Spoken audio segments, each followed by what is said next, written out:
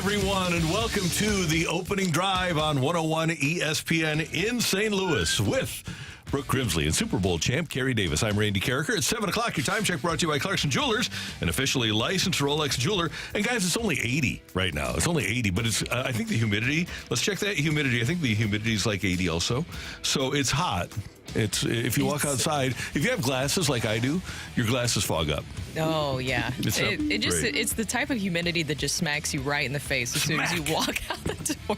Yeah, yeah, kind of like what the Pirates did to the Cardinals last night. Brooke, that's Brooke Grimsley right I'm there. sorry, 7 o'clock. Shots fired early. Oh man, I'm just saying, it happened. You're wrong. It's CD. How you doing, man? I would be so much better if I could figure this thing out. You know, it's always your mic too. Okay, there I think you go. it's gonna stay still now. Somebody did some work on these. Okay, so if you're watching on the YouTube, and you can, just go to youtube.com and then type in 101 ESPN STL. You can see that we all have microphones, which is natural because we're a radio show. Correct. But many times it's hard to keep our microphone in one spot. Well, mine was difficult yesterday, and now Carrie's is today. Mine is like and I don't know if Stalter did this. I don't know who did it. But my microphone right now is in the perfect, almost. It just bounces and then it went right back up. Got really excited there. Because everybody moves everything. Oh, okay. Randy. No. You got it now, Rocc? Yeah? Oh, yeah. You'll see. Yeah, Rocc, you'll learn about this. Intriguing. Yeah, that's how things are going. Matthew, so we're on a delay on the YouTube, and Matthew's watching now to see what happened. So the Cardinals did lose, as Brooke mentioned. They kind of got hammered last night by the 2023. Did you see it, Rocc? Yes, I did. Okay, 2023 world champion Pittsburgh Pirates. The final score was 11-1, and that O'Neal Cruz, man, he was just unbelievable for Pittsburgh. He must have had like what? No, I don't. No? I think he's out. He's not there. Wait, the Cardinals lost to the Pirates 11-1, and O'Neal Cruz wasn't even there. No. Well, here's the thing. I guess they had to delay CD-ROM's start because he was so good and so dominant in the minors. He actually started. Uh-oh. Yeah. He went. It didn't go well for him though. Okay. Unfortunately. He 3 2/3. Okay. Well, not quite a quality start. 8 hits. Not quite a quality Not start. quite. Drew for like 60 pitches? No, he pitched 90. Yeah. So 3 2/3. He allows 8 runs. Only 5 of them earned though. 4 strikeouts and 4 walks. And Drew Rom's current Major League Baseball earned run average is 14.73. That being said, the Cardinals have found themselves a catcher that doesn't cost $87.5 million. Hatch is a good name for a Pirate, right? Hatch. Why? Fly ball deep left. Kisner has put the Cardinals on the board with a long home run. So we got one of them back. Kisner keeps up his great work at the plate. His 10th home run. It's now an 8-1 game, and it was no cheapie. How about that? How about that? The poor play-by-play announcer. It needs to be added. No, I will. It needs to be added. It's good for Andrew Kisner. If only they figured that out with him maybe a little bit sooner, then maybe he wouldn't be with this whole catching debacle that we have seen play out all this season. You like to see Andrew Kisner take those steps forward because he deserves it, right? He does. He does. He's a good catcher, and he's good defensively. And if you're aware of it, he was drafted out of, I think, NC State as a third baseman that could hit. And they moved him to catcher, and he wasn't a good defensive catcher. Now he's a good defensive catcher, and now the offense is coming along as well. Meanwhile, Drew Rom victimized by an error early on. And Ali Marmol talked about the overall performance. It was a interesting outing. I thought his stuff is actually better than what the line was. When you look at that first inning, he easily could have been out of that inning a lot earlier, forced him to throw some extra pitches there. Didn't command the baseball as well as he wanted to, or as well as we needed. Wasn't landing the off speed, so had to use the four seam a little more than usual. But I feel like his stuff could play better than what he showed today.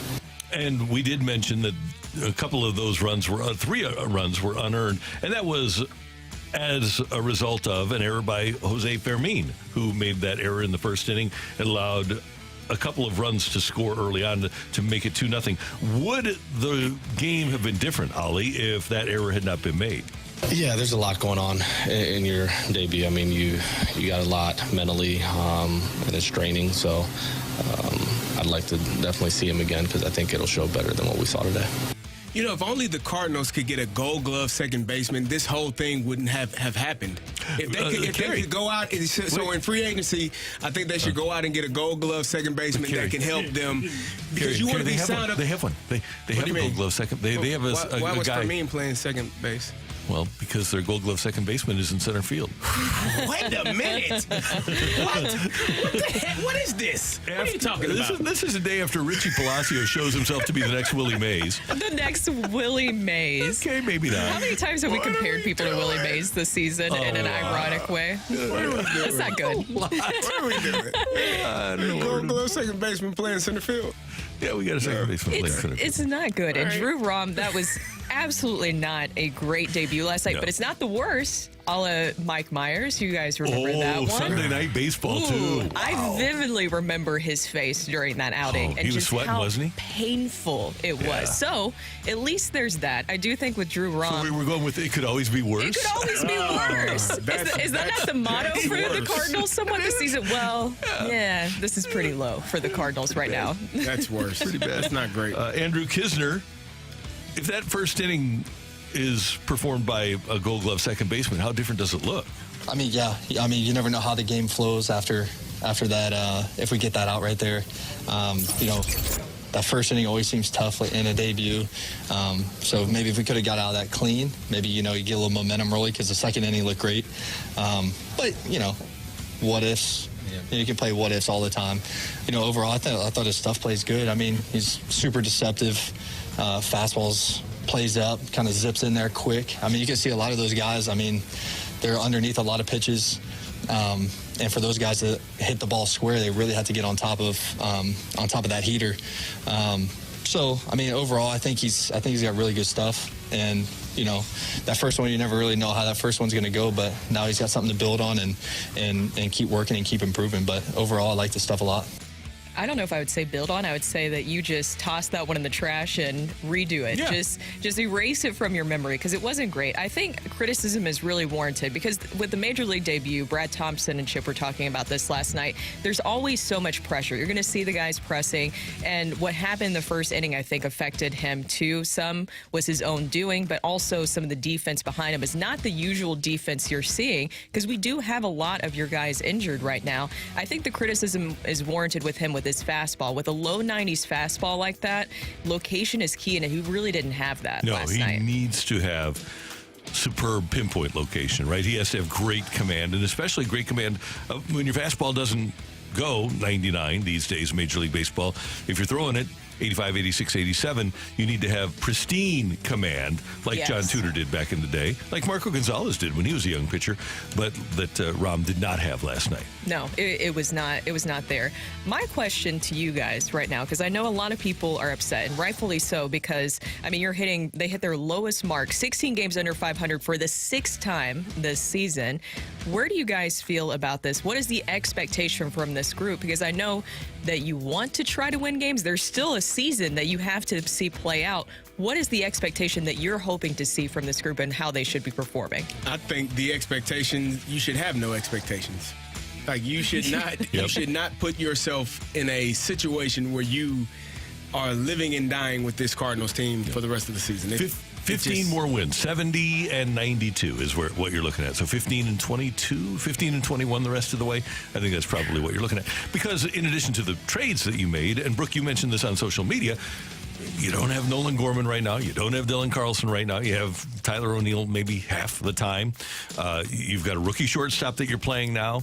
You don't have your Gold Glove second baseman because he's in center field because Dylan Carlson is hurt. So you're playing people like Fermin and you're playing people like Palacios. And for whatever reason, well, I get it with both Arenado and Goldie. It's different. The energy level is just not the same. People may not want to hear this. Oh, they're being paid $5 million or $35 million. When you don't have the energy of a pennant race, it changes everybody. 15 might be a lot. Yeah. That would mean they would 15 win. and 21. Yeah, but that would mean that they would essentially win every series from here on out. Okay, so no, 15 wins and 21 losses. I understand that, but that would cause them, they would have to win. They got 3 against the Phillies. They would have to win 2. If I just look down this list, if they win 1 game in each of these series. 1 game in each of these. One game in each, that would give them 15. Okay. They would need to win at least 2. Here come the Cardinals. Here they come. Now, here's another part. Let me just point this out because I kind of got used to the 60-cent drinks. I went into Mobile on the Run this morning, though.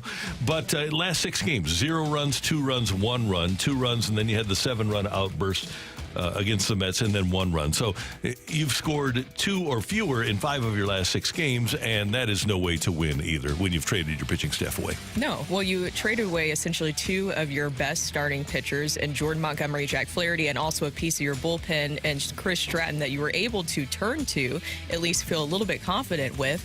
And then you see kind of the load management that they're doing right now with some of the star players with Nolan Arenado and Paul Goldschmidt.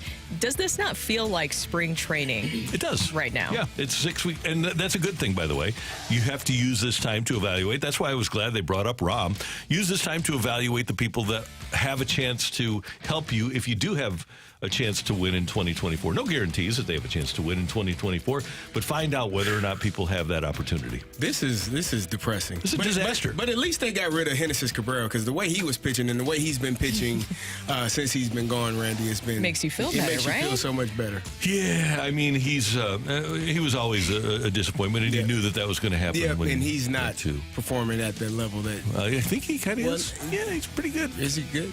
Yeah, he's well. He's doing yes, he's doing good. I think that for whatever reason, the Blue Jays are able to find a role, or when they find that the guy doesn't fit a role, they have a tendency to DFA him. Yeah, as they imagine that.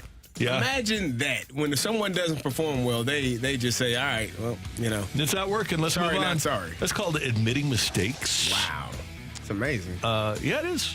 So that's part of the deal. By the way, Jordan Montgomery pitched last night for the Rangers, and they lost to the Arizona Diamondbacks by a score of 4-3. But it wasn't because of him. It was not because of him. It was Tommy Pham. Bullpen. Yeah, he goes 8 innings. 8. That would be 8 shutout innings for Jordan Montgomery.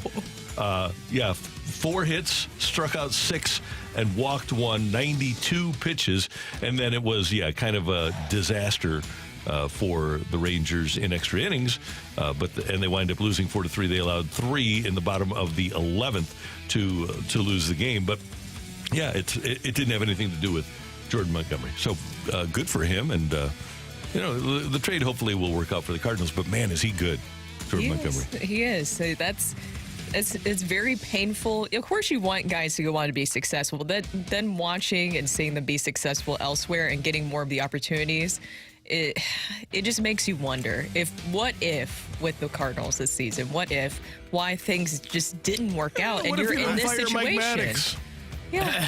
I don't really, for me, I don't worry about what ifs. I worry about guys have to perform. I get it. They're young, but they are Major League Baseball players. They are getting paid to do a job, and your job as a professional athlete is to do that job better than the next person that's trying to come take your job. Mm-hmm. I told you, all my coaches told us, we tolerate you till we can replace you. That's a real life mindset of a professional athlete, and when you're not performing well enough, there's a real possibility that job may not be yours for much longer. So these guys have to perform better. They have to be better. Obviously, there are guys that are going to be on this team regardless, but there are some guys that are fighting for their careers, for their baseball life here in St. Louis and their baseball life in general. And if you want to have a career, you got to perform. Yeah, and that's the thing right now where this is very frustrating, and I understand the frustration. This whole season, you wish you could forget about it. I tweeted out the GIF last night of, Men in Black when they have that thing where they erase your memory. I wish that we could do that this season, but we're still not done with it just yet. At this point, I do like to see these guys get these opportunities. When you have injuries, too, with Matthew Liberatore, I kind of wondered if this was a little bit too soon for Drew Rom. Either way, to your point, CD, guys should be ready when you get that call call, you have to be ready for this opportunity. And he was good in his 2 starts in Memphis since being traded. It just was not there last night. One other headline last night, the big-time headline. Baltimore Ravens had won 24 consecutive preseason games. Last night, Joey Sly hits a field goal as time is winding down, and the Washington Commanders knocked off the Baltimore Ravens 29-28 in preseason National Football League action. It's going to end at some point. It was, but 24 in a row. Pretty cool. I mean, pretty cool, yeah. That is. No championships in that time, however. They're not. No, they are. They can call them. They can put up a banner for it. They can go all Central Florida on us. Yeah, it doesn't matter. Yeah. 2 weekends ago, I was able to get plus 230 for them to continue the streak. Oh. They didn't, but the fact that I was able to get plus 230, I was willing to bet it. It's fun. And the Commanders look like they might have something in that Sam Howell. He performed pretty well. Maybe not. It's a preseason game. But you heard it here first. They may have something in the former North Carolina quarterback. Maybe. Brooke, Carey, Randy. Hail victory. Commanders on the warpath. Fight for old D.C. You got him in work. Yeah, I don't know that one is going to work. Brooke is wearing her City SC cap today. You're all STL this morning. I am. Proud of you. I'm so proud. Yeah. I'm so proud. St. Louis proud. Exactly. Good job. Good job. Next up. Oh, yeah, Bradley Carnell, speaking of St. Louis City, is going to join us at 8:15. He's the coach, and his team is sensational. We're going to ask about the shootout. How many soccer shootouts? 6-3 that they had on Sunday night. That was awesome. You got to ask him how confident he is with Berkey taking one of it at some point, because the goalies had to get involved in that one, too. Mm-hmm. We need a goalie fight.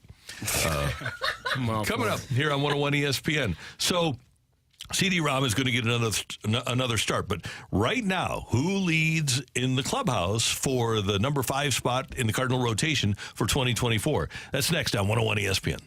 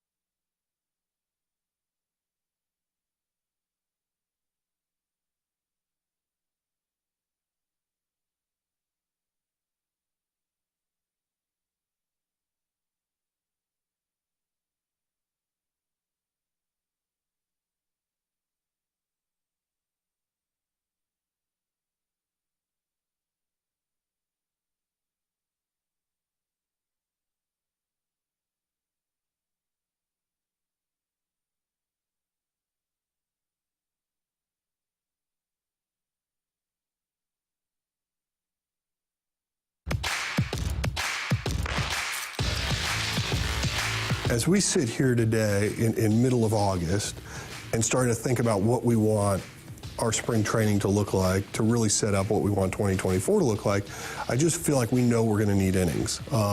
When you say, like, where does a Libby or Thompson fit in, they might be in the rotation. So that means maybe one of the starters we sign ends up having to go into the bullpen. So we'll see, but I'm certainly excited what we're seeing out of Libator most recently.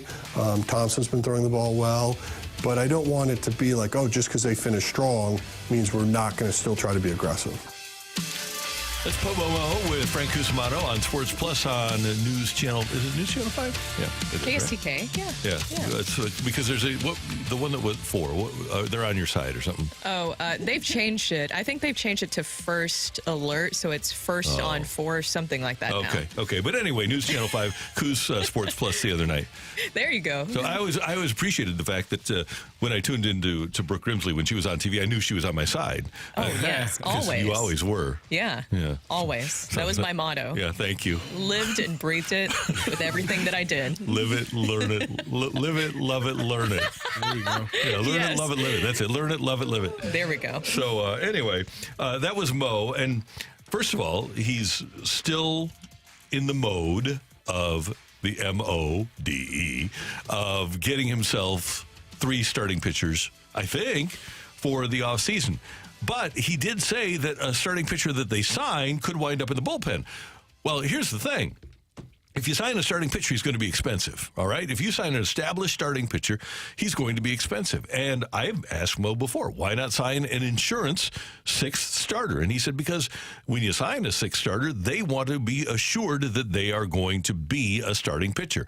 So what I'm being told, if a starting pitcher can be reimagined into a reliever because he is surpassed by Libator or Thompson, or maybe Dakota Hudson, or maybe CD Rom. But if a starting pitcher that is a free agent can be signed and then moved to the bullpen, then that is not going to be a high-profile, high-quality starting pitcher. No, because people that are signing to be starting pitchers, they want to be starting pitchers. Mm-hmm. They don't get signed to get moved to the bullpen, and that could create some friction, some disgruntledness from that player. If you go into free agency and you talk to teams and each team says, hey, we're going to sign you to be a starting pitcher, that's your expectation. And to move them into the bullpen would be it wouldn't be the right thing for the Cardinals or for that player. I don't think it would go well. It's intriguing listening to that cut. Initially, I thought we were signing 3 starters, and now potentially maybe sign a starter and then move them into the bullpen, or just sign a reliever. Who knows? Because I said this going in the entire time. It may be that we're going to sign 3 starters initially, and then you start to walk that back. Oh, our guys are performing okay. Maybe we need to only sign 2 starters. Yeah. Oh, well, you know what? 2 of those guys are performing well. Maybe we just need to sign 1 starter and retool our bullpen. And eventually you get to the point where, we don't even need to sign a starter. We're okay. We can stand pat and feel like we're going to be okay in 2024, and then you're not. I was glad to hear him say, though, we need innings because you can't count on innings from the 2 or 3 young pitchers. Even Dakota Hudson, he throws a lot of balls. And for me, when you say we need innings, that means we need quality starts. We need what Jordan Montgomery has done every single outing with the Rangers. Doesn't that go against everything we've heard, though? You don't want to let them go around the lineup the 3rd time. So essentially you're telling us you're going to move away from analytics a little bit? That's what they're saying. Because the analytics tell us that the 3rd time around in the order, we got to get that guy out.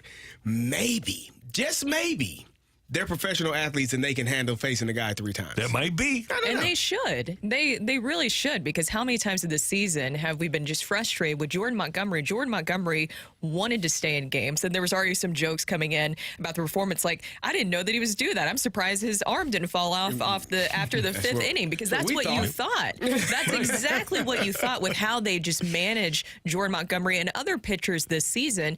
And it is very frustrating, confusing, because the whole interview interview. Everybody should go and see that. It's interesting with John Mozeliak with what he's saying, because he's not very committal on anything, because the 3 starting pitchers has turned into maybe. And I was wondering that yesterday, where if it's just going to be a continued competition, that even if you bring somebody in, they'll still say, well, this is a competition. But then again, if you're bringing in a pitcher, you're paying them a lot of money. Or if they even come via trade, there's still a lot involved in that. I'm just very surprised, I guess. I don't know. I feel like you have to still go out and get 3 starting pitchers so you don't run into the same mistakes as the season, so you don't have so many question marks. I hope that the part at the very end there where he says that we should still stay aggressive, I hope that he actually means that. Here's my comp. Here's my standard. And this was something that John Mozeliak was at the ground floor of. And it was a long time ago. In fact, there's a lot of people that don't remember this, that are driving around right now, that don't remember the Cardinals not being very good before 2000. But after the 1999 season, and oh, by the way, during 97, primarily 98 and 99, the Cardinals made a lot of money on the back of Mark McGwire. Sold out all the time. And they decided, okay, well, this isn't good enough. So not only did they go out and get 3 starting pitchers, they went out and got Darryl Kyle in a trade. They went out and signed Andy Bennis, who wanted to come back and still lives here in town. And they signed Pat Henkin. They got a new center fielder in Jim Emmons. They got a new shortstop in Edgar Renteria. They got a new second baseman in Fernando Vina. They got a new catcher in Mike Matheny. And then, obviously, you still had McGwire. And then you had Polanco at third, and you kind of bounced around at third base. Tatis had been or was there, I guess, for a year. But my point is, Mo was at the ground floor of a dramatic overhaul of the franchise that started fantastic run. I'm not going to call it a dynasty, but a run in which over the course of 22 years, they made the playoffs about 15 times. He has done it before. Now, the landscape has changed dramatically. But their focus before that season, and Walt told us before that offseason in 2000, was to go get 3 starting pitchers, and they did. He's done it before, new ways to do it, but he's got to do it. If you say you're going to do it, then just go do it. Show us you're capable. What year did you say that was? That was before the 2000 season. So before everything became analytically driven. Yes. That's the Before problem. Moneyball. Yeah. That's the issue that they are running in. They are... Everyone wants to make money with. Have a good product with spending less money. Everywhere we look in society, everything is automated. Everyone wants to generate income without having to put out money to make it, and so that's where we are right now. And until they decide, and it sounds as though it's going in that direction. We need more pitchers that have swing and miss. We need more pitchers that can give us more innings.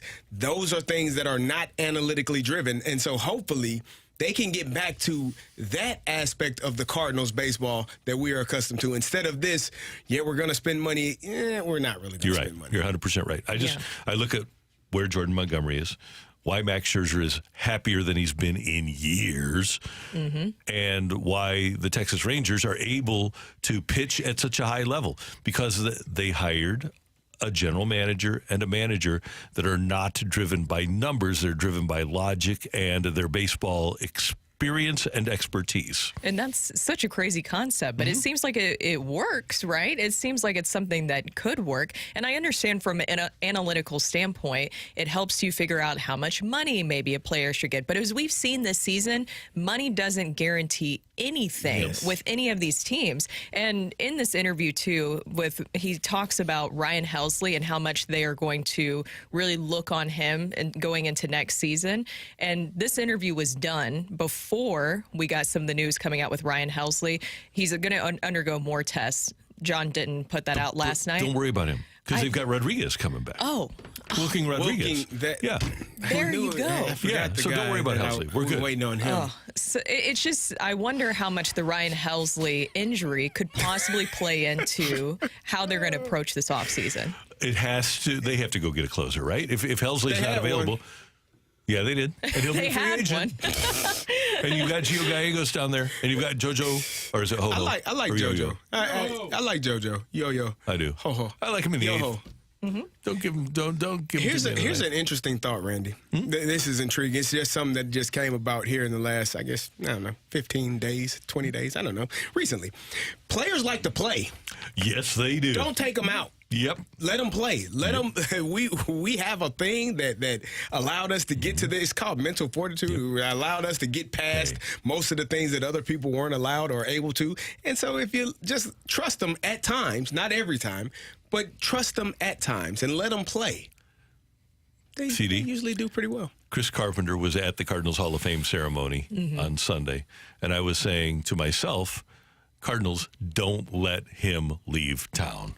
No. And let him have a voice in your organization, because if he has a voice in your organization, you are only going to get better. There's no way that your organization as it's presently constituted can be worse if Chris Carpenter is a member of it. He will only improve things. So Cardinals, please, I beg of you, in addition to getting these 3 starting pitchers, get them a mentor in Chris Carpenter. Bring him home.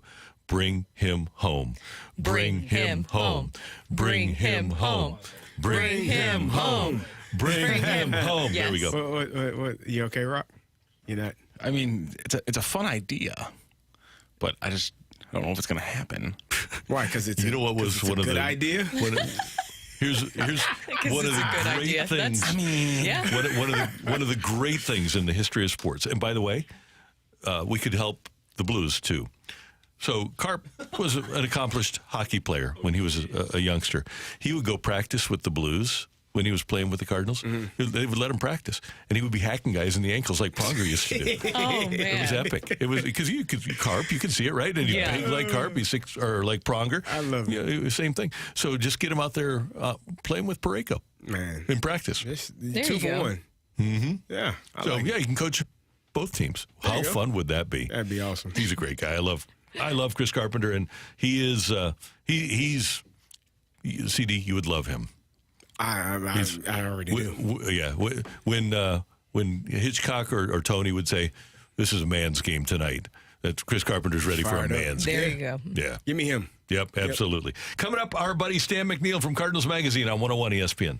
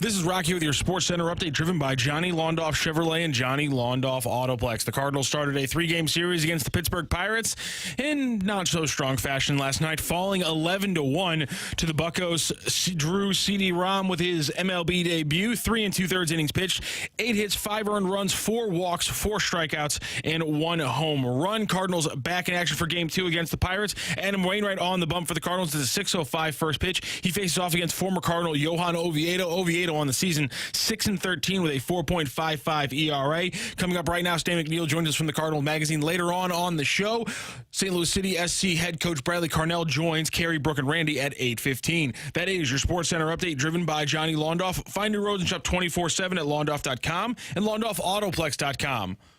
Are you kidding me?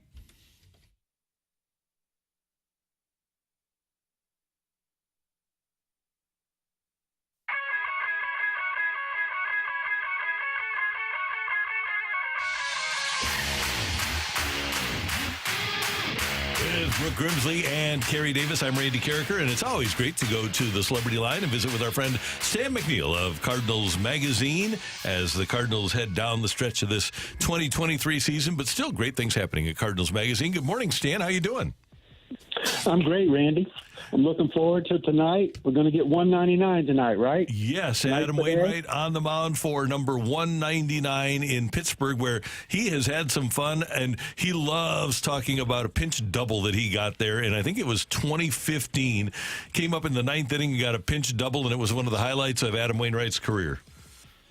Well, let's hope he has a W tonight so we can talk about it on Wednesdays with Wayno tomorrow. Absolutely. Stan, Mason Winn getting the call-up this past weekend. So much excitement. Everybody just ready to see him play. What did you make of him getting the call-up and just seeing him get that opportunity finally? Finally is a good word. No, he seems ready for it. And I think we've seen what he can bring to the field, just the speed, the arm, the bat's going to be there.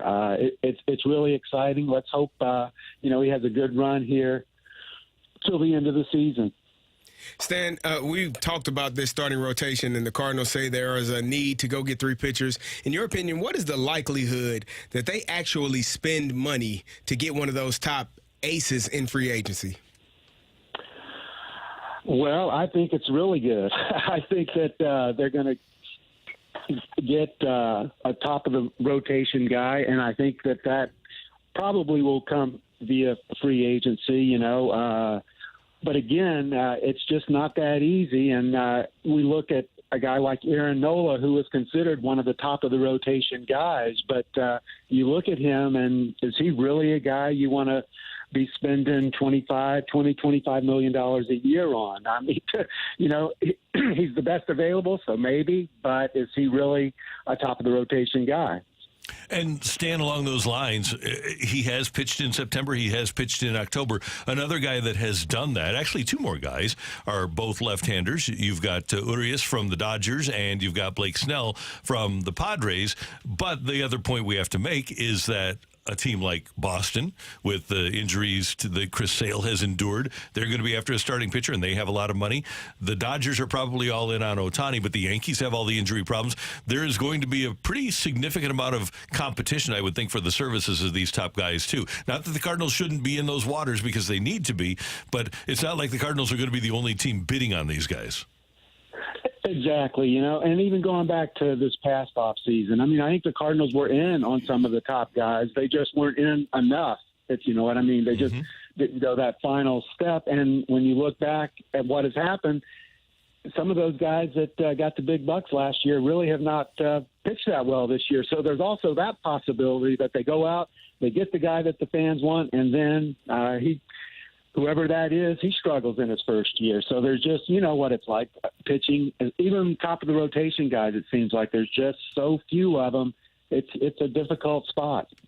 What do you think about the Cardinals bullpen and how they're going to have to approach that this offseason? Because the latest information coming out about Ryan Helsley last night is that he's still experiencing forearm tightness, so they're going to get some more tests done.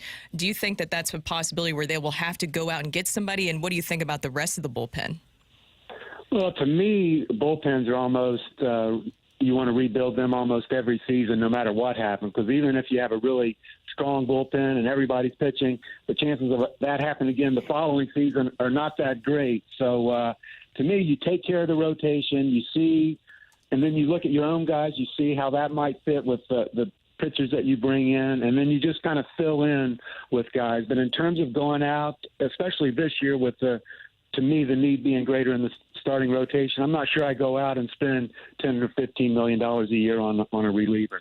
That was going to be my question. When you're looking at this bullpen, I think JoJo Romero has kind of carved out a very good spot for himself going into 2024 as maybe an eighth inning guy, maybe a closer, and sometimes. What do you see from him going forward? JoJo, I like JoJo because he attacks. You know, he comes in there and he wants to throw strikes and he wants to get the outs. And I think you just love his mindset as much of his stuff. But no, when you have a lefty throwing 95 plus like JoJo has been, that's a guy you want to keep. Whether he ends up in the ninth inning next year, I think that remains to be seen. But again, he's having a chance to show what he can do. And you know, for a guy like him, this is kind of a career, the opportunity of a career for him. I mean, when you think about it, he came into this season just trying to make the Cardinals bullpen. Now you look at him going into next season, and you're looking at him like, oh, he's in the bullpen, but what role is he going to have? You know, he could be, he will be a key guy. Stan, that's what I was talking about earlier. This season for some of these guys, that JoJo Romero could be one of those make or break seasons. Do you feel like some of these guys may be feeling that as well and are pressing a little bit more than they need to? You know, I would think if they are, that's on them, right? This is what they've been waiting for. These guys have been waiting for an opportunity, and their whole lives. So if they get there and they're pressing or whatever, you know, hey, you're getting your opportunity. It's on you to make the most of it. Stan, a couple of more things. Number one, you guys have a great feature on Nolan Gorman in the latest issue of Cardinals Magazine, and you kind of hear that there's some concern about his back and whether or not these will be lingering back issues. How long has he had him, CD? About a week back. Okay. Oh my God! But Stan, no. What are you hearing? Do you have any concerns about the back of the Phoenix area native? Well, you know, when you're 23 years old and you're dealing with a bad back already, that's concerning to me, absolutely. But I remember talking to Nolan about this when I was working on the story, and he certainly isn't concerned with it. He looks at it as just something that he's going to have to deal with. You know, I'm not sure what caused him to land on the injury list this time, but when we talked, it was more like, there's going to be times through the season where the inflammation is kind of right there, so they'll sit a couple of games, calm it down, and then they'll be okay. So I don't know if the inflammation got a little bit, you know, too advanced, and he had to take time on the injury list or what. But it just seems like this is something that Nolan's going to be dealing with, you know, moving forward. What are you hearing about Dylan Carlson? We thought he was dealing with an oblique injury, which I guess he was, but now they're saying potentially season-ending ankle surgery. What are you hearing about him? You know, that's the same, and that's very unfortunate because Dylan just has not been able to really get his season going this year, and this injury dates all the way back to when they were in Boston early this season. He made that catch up against the wall, and he's just tried to play through this since then. But it's bothered him, and now he's also dealing with the oblique. So I'm not sure we'll see Dylan the rest of the season, honestly. And finally, Stan, we're about a month away from the anniversary of that magical night in L.A. when Albert Pujols hit 2 home runs, including number 700 for his career. And the Cardinal yearbook this year is an homage to the great Albert Pujols. Absolutely. You know, we're coming up on it, and we actually are working on a story about Albert in his first year of retirement that will be in our next issue, and that's also been fun to do because this is a guy that when I interviewed him for the yearbook earlier this year, he was kind of looking forward to, like, this is my time. You know, I've given the past 23 years to baseball. This is my time. But you turn around and look at what he's done, and he's still giving a lot to baseball this year. It seems like, you know, with the announcing and everything. So and cool to see him on Sunday at the Cardinal Hall of Fame induction. Oh, absolutely. You know, and the thing with Albert these days is whenever you see him, he's smiling. It seems like, remember last September, it was like he was smiling the whole time, and that smile is still going. Absolutely. Stan, always great to have you with us. Thanks so much for the time. We appreciate it, and we will talk to you soon. Thanks for having me. That's Stan McNeal. Cardinal Magazine, you can get it at cardinals.com/publications. The magazine is fantastic, and, of course, the yearbook is great, and you will love it if you are a Cardinal fan, or even if you aren't. You'll just love it. There you go. Good.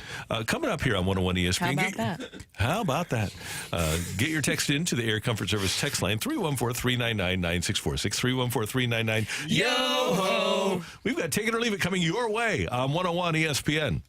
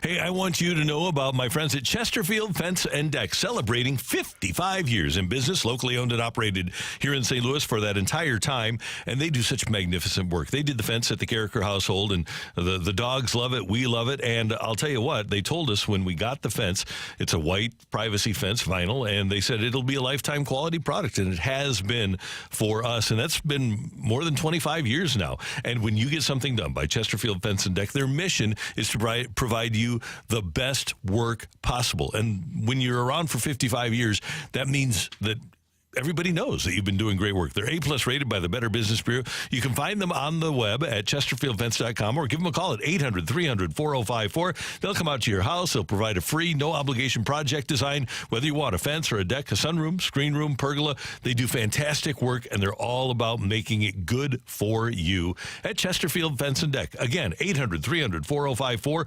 chesterfieldfence.com. Chesterfield Fence and Deck, the sign you have the very best.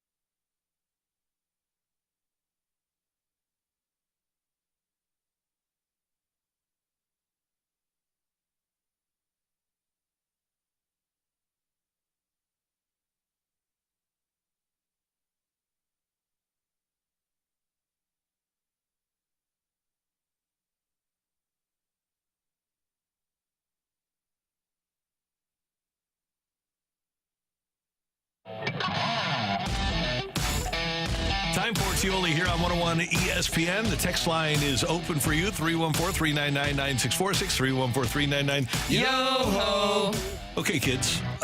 Gilbert Arenas did an interview with Steph Curry of the Golden State Warriors on the Twitter machine, or on the X machine, whatever you want to call it. It's Warriors on NBCS, NBC Sports Bay Area. And Gilbert Arenas asks Steph Curry, are you the best point guard ever? And Steph Curry answers, yes. Two-parter, take it or leave it. Part one, Steph Curry is indeed a point guard. I'm technically yes. Okay. But realistically, he's the greatest shooting guard. He's a two. Well, not the greatest Rocc shooting is guard. Let me slow. losing his mind over here. Slow the roll. Greatest shooter at guard. But he is technically a point guard. Okay, so with that being the case, technically a point guard. Take it or leave it, he's the best point guard ever. He's right. Can I just say he's the best shooting point guard ever? You can say that, yeah. All right, because he's not as good as Magic Johnson. The Magic was pretty dang on good. Yeah. So he's and would I rather have Steph Curry on my team than John Stockton? I would. Yes. Would I rather have John Stockton or Steph Curry on my team than Chris Paul? Yes. Would I rather have him than Isaiah Thomas? Yes. Yes. Would I rather have him than Bob Cousy? Yes. So I don't want to slight him, but Magic is the best there ever was. I agree.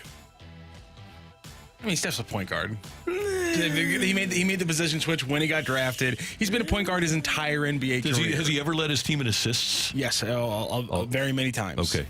He is. Yes. He's like career average is almost 7. I thought you were about to say he was tall, and I was going to. He's tall. He's 6'3". Pretty tall point guard. He's diminutive in your. No, he's a tall point guard. Scott Skiles 6'1". Where does he draw the line? Is it 6'1" is diminutive. What should be like is 5'8" here? 5'8" is 5'7" is diminutive. He doesn't. I think so, because I think the average height is 5'9" for a male in the U.S. But if you're talking about in sports specifically, yeah, that's what Rocc was going for. Basketball. Okay. No one understands. So, Washington. I was going to call them Redskins. Washington Commanders got a win last night, ending the 24-game streak of the Baltimore Ravens in preseason. Take it or leave it. That is the Commanders' biggest win of the year. oh, you don't think there's anywhere to go up from here? No. No. They're going to have a big win. I think they'll have at least one. So I'm going to have to leave it, CD. Great coach, great coaching staff. Eric Bieniemy. Tell us how you really feel Jack about Del the Rio. Commanders. They'll beat either Philadelphia or Dallas or the Giants. They're going to finish last in their division.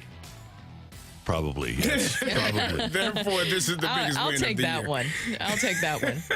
Take it or leave it, guys. So this is also a two-parter. So Orioles owner John Angelos said that the only way the team could afford to keep its young core in Baltimore would be by raising prices massively.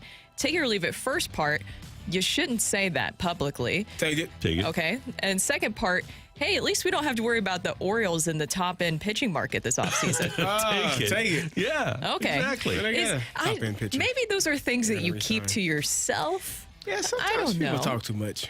Especially him. He tends to say things that you're like, yeah, not the best. He also addressed the Kevin Brown situation, if you guys remember, with the play-by-play announcer. They've gone back and forth with that whole situation where they say that it was not on purpose that he was out, and then now they're owning up to it and basically said, we're going to make sure it never happens again. We're going to get to the bottom of who did that. Well, it was you, right? Yeah. It came from him. So Strange. St. Louis has 2,809,000 people in the metro area.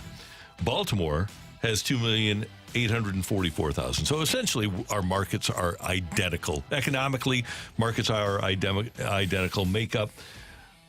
Take it or leave it. There's no reason for the Orioles to not want to pay players.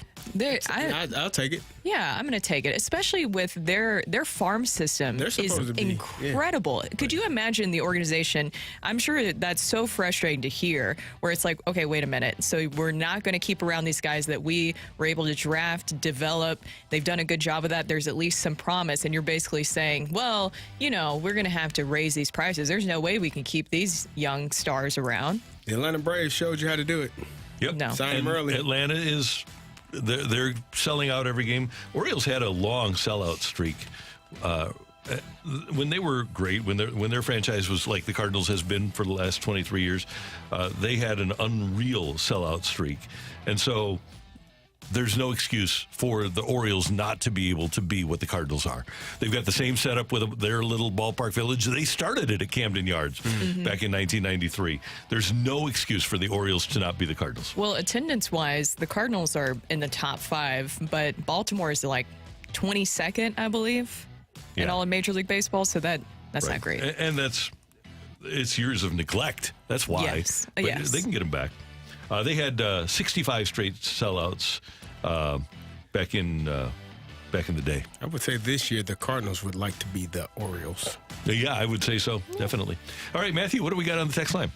Take it or leave it. The Blues will have more points next year than the Cardinals have wins. By the way, the Blues last year had 81 points. Yes, so the Cardinals really going to struggle to hit that number. Yeah, I'll take it. Yeah, take it. So you've got us at, I had 70 and 92. You've got I us. have 65 and 97. Okay. This is they're 55 and 71 right now. I give them 12 wins. So they're 55 right now. Give them 67. 67. How many do you have? It's not. I don't know what to think with how many wins that they're going to Yeah, get. 15 more, 15 and 22 the rest of the way gets them to 70 and 92. I would say that maybe like right under 70 win total wise. Okay. I like 70. And Wayno gets 3 of them. Let's hope Okay. so. Get Bold one statement. tonight. I really wasn't going to read this one, but then Go I for got it. almost the exact same one from a different texter, so That's what it's the fate. public is thinking, Matthew. Take it or leave it. The Chargers finish ahead of the Chiefs in the AFC West. What? This is why I wasn't going to read it, but we got it multiple Hey, times. What do you mean multiple Chargers. times? Is Can I it the qualify same this? person? No, it's not. 2 different texters is what I'm saying. No. I'm going to qualify. That's what I'm... Okay, here's my thing. I don't know. Chris Jones is going to be there for the Chiefs. I would be inclined to take it because Joey Bosa's still not there for the Chargers either. We talk about Jones, but Bosa's not there. And usually when guys hold out, they wind up getting hurt. Khalil Mack gets hurt every year now. The Chargers are never healthy. Keenan Allen's never healthy. Mike Williams screws up my fantasy team. So I'm going to leave that. I'm going to say that the Chiefs maintain their dominance of the AFC West. Yeah, I'm going to agree with that. Same here. Take it or leave it. The Cardinals should consider batting Mason Winn when he's comfortable where his future is. Lead off. Take it. Huh. They don't want him to get the number of at-bats. Bingo. So right. that's the big thing like- right yeah, now. So That's just like- take him out. let him Like get do his the feet defensive wet. substitution like you do for everyone else. The load management. That's like where you just- 9-10 at bats probably across the games. He's gonna Defensive play. substitution, Taylor Motter. There you go. Jeez. Late in games. Yeah. That's what you want to do. We have really evaluated Taylor Motter this season. Could you imagine if you would have just gone back to the beginning of the season, told someone that you'd be using Taylor Motter this much? Okay, I'll stop. I'll stop. No, I'll continue. I don't want to be rude, but can you name another defensive replacement where the defense gets worse? Not really. Okay. No fault to Taylor Motter, though. That's more Mason Wynn's ability. Yeah, exactly. Take it or leave it. Clean it Joe up. Keeney finishes top 3 in the Golden Boot. I'll take it. I'll take it. Nico. Right now, he sits tied for 6th with 10. He is tied with 5 other people. And the leader right now is Hani Mukhtar, who has 13. And then there's 4 players with 12. Who's going to win it? Messi. Well, the thing is, I don't think he's. I mean, if he scores a goal per game, he'll only get 12. I bet he doesn't Why win the would he Golden Boot. score I bet he a doesn't get the goal Golden Boot. per game? I don't think. No, he doesn't. Has get he the Golden scored a goal per game since he's been there? Yes. He's at about 2.5 a game, isn't he? Boot. No, he's about 1.3. Okay, so Is that there you boot go. made of solid gold? No. That's But then again, I don't think would be I don't think the EPLs is made out of solid gold either. That's so. Okay. One time I tried to buy some gold Nikes high tops. They were slick as could be. They were Marshalls for like $29.95, and I thought, okay, I'll come back and get them. They were size 13. I thought, oh, I'll come back and get them, and then I came back and they were gone. Somebody else liked them too. I didn't think there was any chance of anybody else liking them. Why didn't be you any get him while you were chance. there? I don't know. I had to think about it, and then I thought, I'm going for it. Let that Do be a this. lesson learned. Yeah, Right? always buy it when it's there. Dandy Randy Carricker. Let's go. Let's yeah. walk in with some Brooks gold motto shoes. Let's with go. Fox and Target. Yes. I can't let anything pass me by at Target. This is a perfect one then. Take it or leave it. Beyonce is severely overrated. I'm going to have to leave that. Take it! I'm going to leave. What? Take it to the bank. What's wrong No. with you? I'm Come not after me, leaving. G-Hive. Is overrated? I'm taking hurt Riri you? and Alicia Keys over her every single day of the week. No. Every day of the week. Beyonce is a Riri and Alicia Keys fantastic performer. Yeah, she's not single overrated. day. Doesn't she have 32 Grammys? She has like an insane amount. She's got more than anybody ever. A lot of people. So critically and commercially, You said there's a no lot way of that you can call her overrated, Two. right? You just can't. There's no way. So it, You're not calling unless her explanation. untalented. Unless you don't think that she's that talented. You're not calling her untalented by calling her overrated. You're saying simply that Well, you're saying that she shouldn't have the amount of Grammys that she the has. pomp and circumstance around her is not warranted. But then she has 32 Grammys and she sells more than pretty much everybody. Okay. Except Riri. Grammys don't matter to old Rock there. Yeah, I guess not. I'm taking Riri and Alicia Awards Keys every don't time. matter. That's why he chooses LeBron over Jordan. All righty. Got it. We're getting to the root cause of this, aren't we, CD? Thank you, Matthew. Thank you, Randy. Thanks for your text. We do appreciate them. Coming up, John Mozeliak says the free agent class has depth but doesn't have an ace. Will that describe the Cardinals' offseason? That's next on 101 ESPN.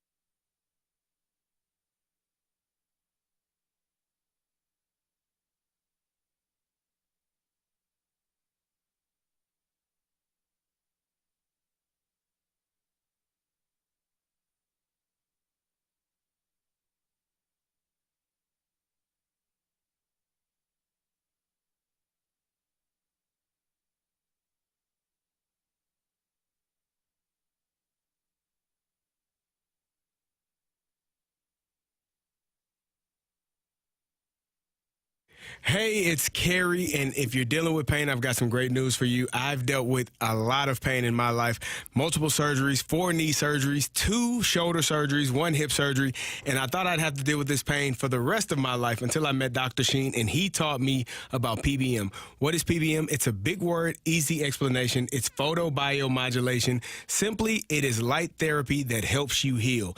Light stimulates the cells in the damaged area, which allows your body to heal itself faster. It decreases inflammation, and it helps eliminate pain and discomfort. That pain and discomfort is caused by the inflammation, and PBM directly targets that pain. So you need to see Dr. Sheen as soon as possible. I've been going lately, seeing about my elbows. I thought I was going to have elbow surgery until I started getting this PBM. My physical therapist told me that I have much less inflammation in there than I've had in the past, and it has been feeling great. Check them out online today at thesvi.com. That's thesvi.com, and tell them Carrie sent you.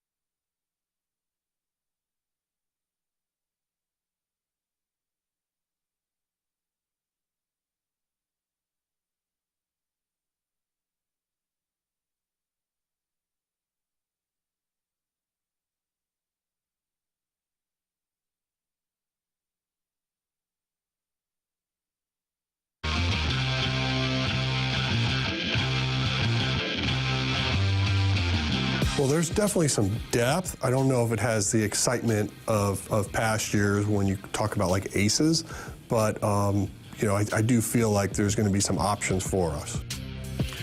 That is Pobomo, Cardinals President of Baseball Operations John Mozeliak, with Frank Cusimano on News Channel 5 on Sunday Night Sports Plus.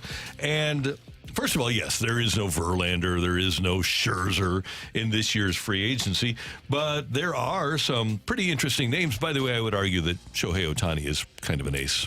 Yeah, I think he's. But he didn't mean him. Well, listen, we're talking about everyone after Shohei, clearly, because that is going to cost too much. So. Fair enough.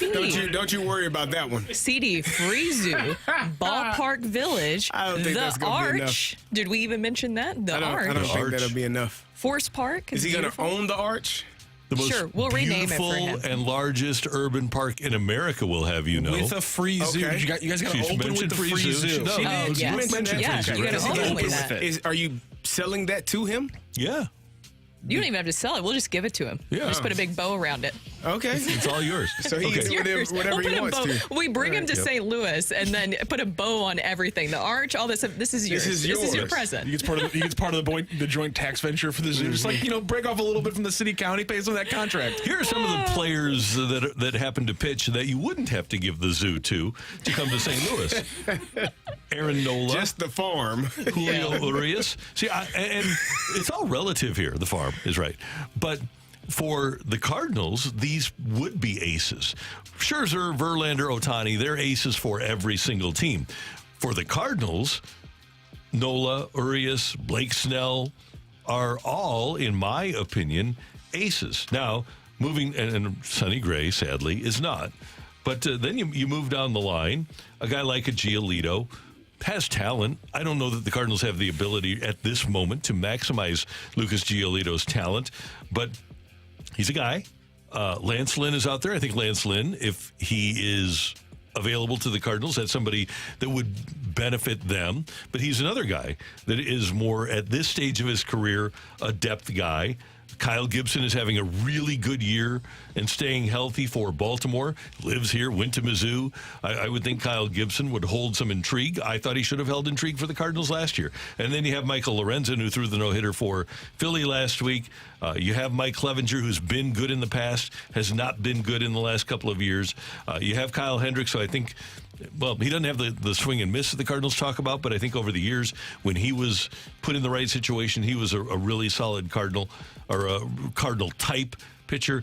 There are an array of free agent starters out there that I think the Cardinals would be a good fit for, but I don't know that there are a lot of guys out there when you get to the bottom of the list that are better than what they already have. So I still firmly believe, even though with the John Mozeliak, it seems like you have to read between the lines with him. We have that whole segment that we do, right, where you're trying to basically figure out what he's really saying. What he said, what he meant? Yes, exactly, because it's almost like the Da Vinci Code. You're just trying to crack exactly what he's meaning, because he was very non-committal in that interview with Frank Cusimano about a lot of different subjects, including the payroll.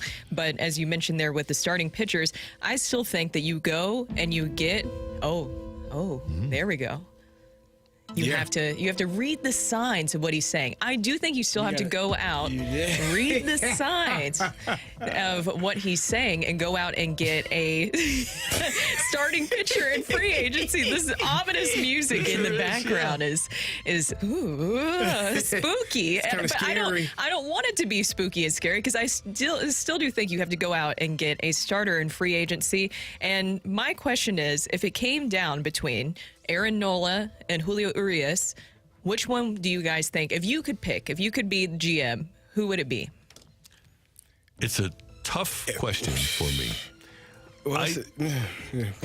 I think because Nola has always, and I know this is a stupid way to approach it because you're paying a guy for what he's going to do for you than rather than what he's done, but Nola has a track record of taking the ball as a starter for years and years, and Urias has only been a starter. This is his third year, and this year he hasn't been particularly healthy, which might limit his market value. But if you look at the the run that Aaron Nola has had since 2017. 27 starts, 33 starts, 34. In the COVID year, he had 12. 32, 32, and 26, so we'll get to 32. I need a guy that always takes the ball, and Aaron Nola does. You're really, are you looking at, what is Aaron Nola going to get? $30 million? Probably close to that, 28 to 30. 28 to 30? Yep. And Julio Urias is going to get somewhere from 23 to 26. Yep. And he's younger. If that's the case, if it's $30 million for Nola, 26 for Urias, and I'm the Cardinals, I would sooner have Julio Urias, who, by the way, the years before this one, 2 years ago, had 20 victories, 32 starts, gave the Dodgers 185 innings. Last year, 175 innings, 31 starts. And this year, he'll probably get to 26 starts. He was out for a while. I think he had a bad back, actually. Oh, really? Yeah, about a week back. Okay. No. His earned run average is up this year. So maybe this year, this not great year for Urias, gives the Cardinals an edge. We'll see. We'll see. But anyway, it's going to be an interesting group of free agents, and I hope the Cardinals, when they say that they're going to dive into it, I hope they dive deep into that pool. You have to be aggressive. Luis Severino for $12 million. Coming up, St. Louis City SC rolling again after their victory on Sunday night against Austin, and we're going to talk to their head coach, Bradley Carnell, next on 101 ESPN.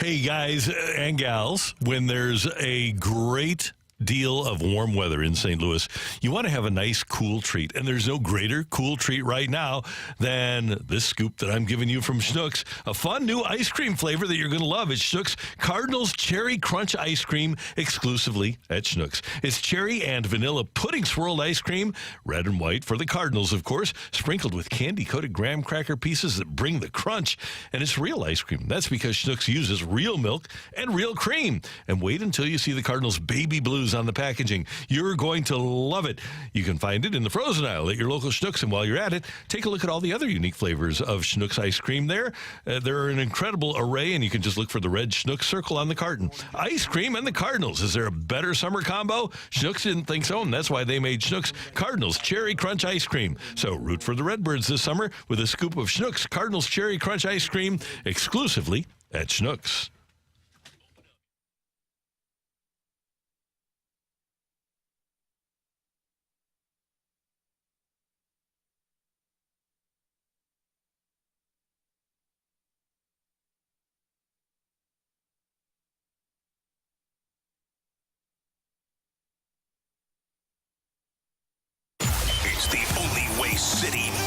want to play. Oh, that's completely given away. And it's an equalizer. In a word, chaos. Oh, it's a giveaway to Klaus, who clips it over Diego and scores a wonderful goal. We're breaking down City SC on the opening drive in our weekly segment we like to call Controlled Chaos. Brought to you by Keystone Event Staffing. Better people mean better events.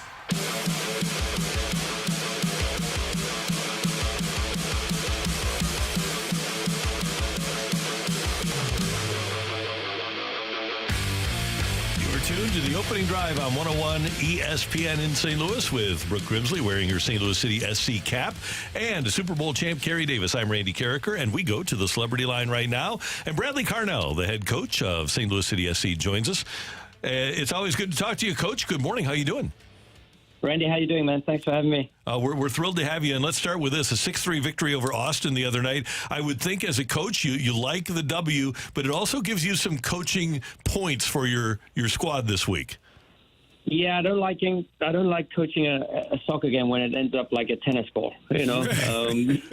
I would much rather prefer, you know, to end the game like the first 75 minutes where we kind of dominating Austin and we really had a good performance and, you know, the scoreline is 4-1 or even better 3-0, right? I think we just allowed the opponent a little bit to come into the game, and the way they came back into the game with, you know, they bring on, you know, a DP, Rigoni, Zardes, like these guys are difference makers. And at that point, we just kind of hit the wall. And something I've never really experienced was the amount of heat in the stadium. You know, that was just incredible on the night. But credit to the boys. They suffered, man. They had to go through a whole bunch of, you know, mental sort of challenges in that last 20 minutes, and credit to them and credit to the guys we also brought on because, you know, we scored a couple of goals late. We also conceded a couple of goals late, but I thought that we could have been a little bit more dominant, you know, towards the end there, but we'll take it and move on with it. Well, with some things that you just touched on there, one, the heat coming into play, but also your group of guys, they had nearly 4 weeks off without playing an official match, but the energy was there at the beginning. What did you guys do during that time off to make sure that you could continue that ruthlessness that we've seen from this club right off the bat? Yeah, it was an interesting process, right? So we first of all had a mental shutdown. We shut everything down. We didn't want to talk soccer. We didn't want to, you know, we said to the players, you know, get away for a couple of days and come back with some renewed energy. And then we got back to work and working on some things with the ball, some things without the ball.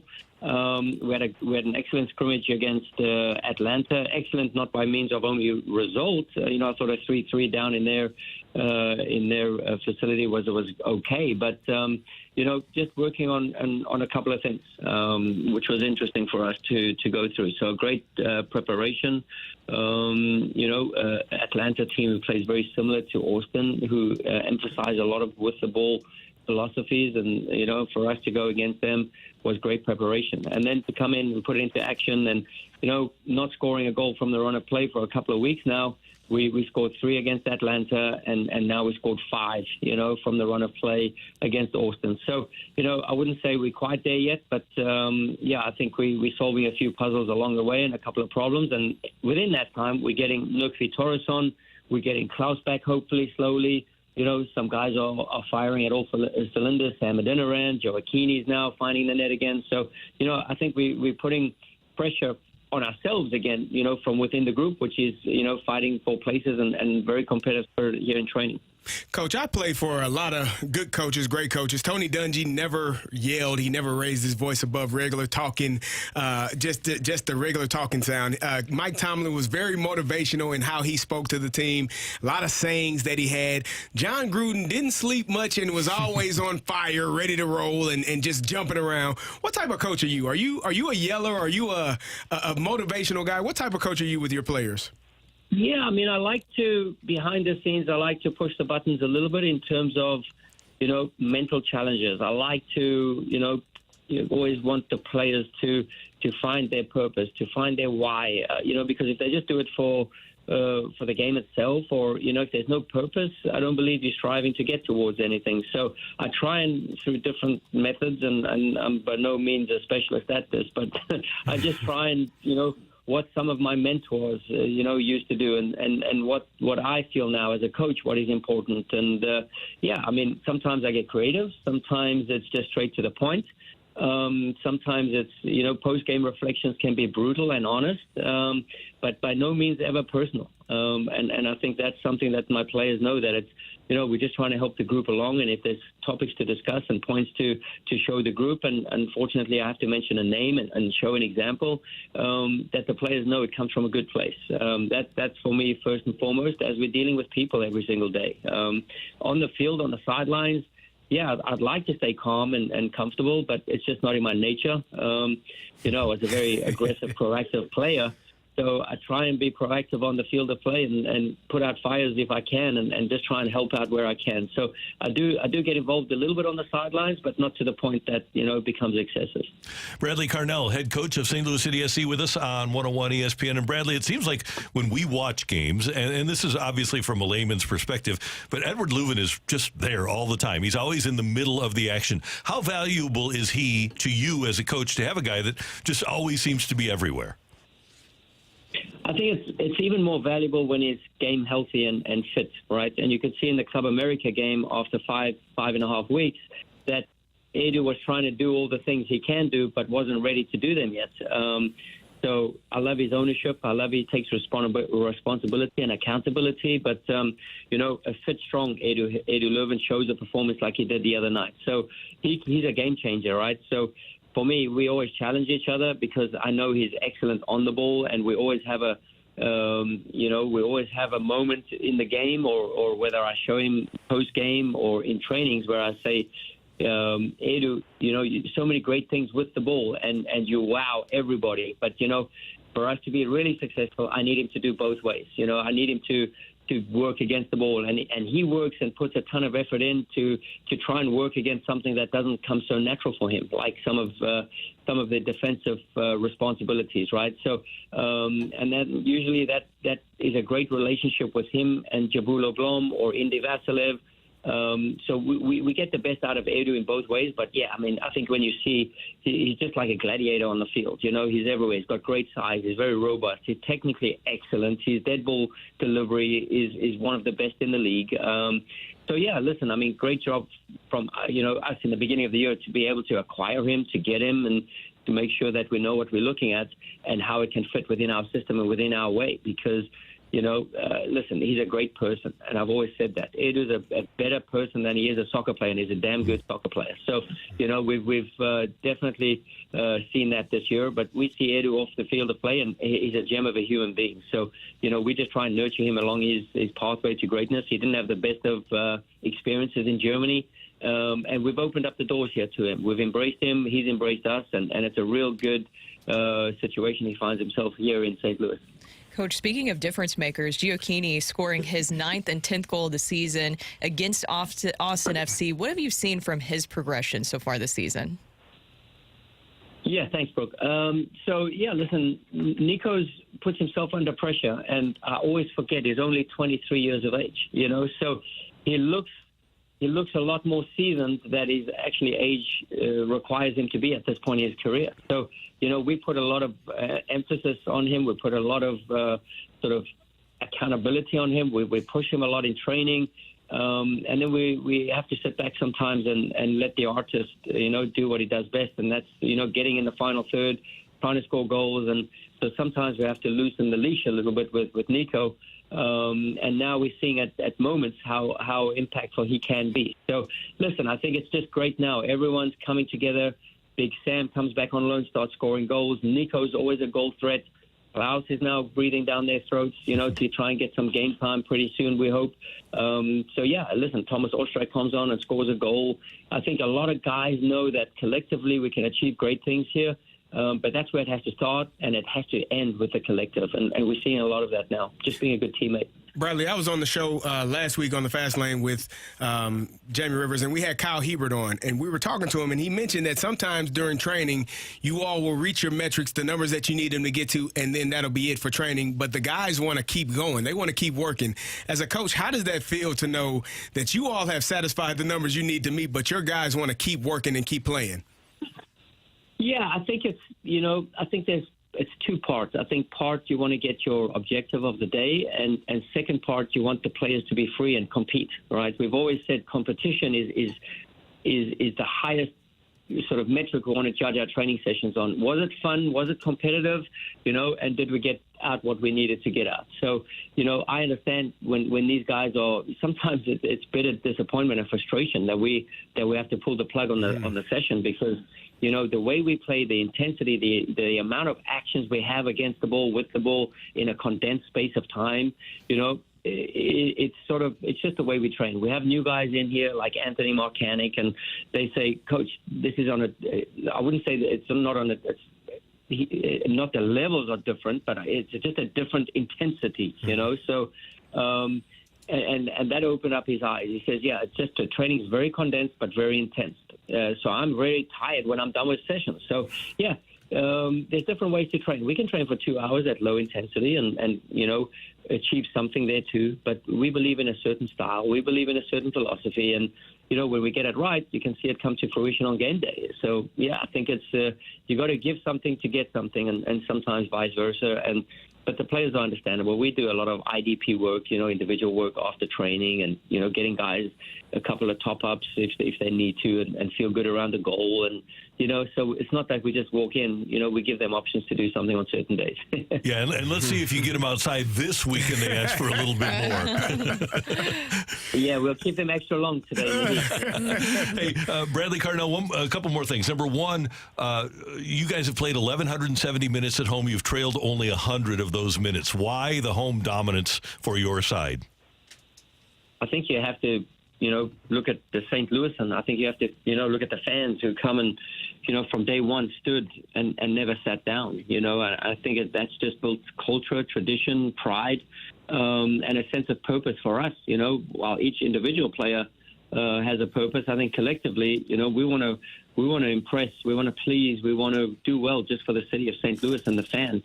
And at the moment, like, everyone is so appreciative of what we are doing, but I think it's actually the other way around. We're so appreciative of the support we're getting. I go down, to the local grocery store by me in the neighborhood, and I get 4 or 5 people chatting to me just about what sport has done for them and their children, and in the area, which gives me a sense of purpose, which gives me a sense of pride, and knowing that we're on the right track. I just thanking the St. Louis fan for adopting and enjoying the style of play that we play. It's a very intense style, but sometimes it's like bumper cars and crashing, and a lot of energy, a lot of excellence.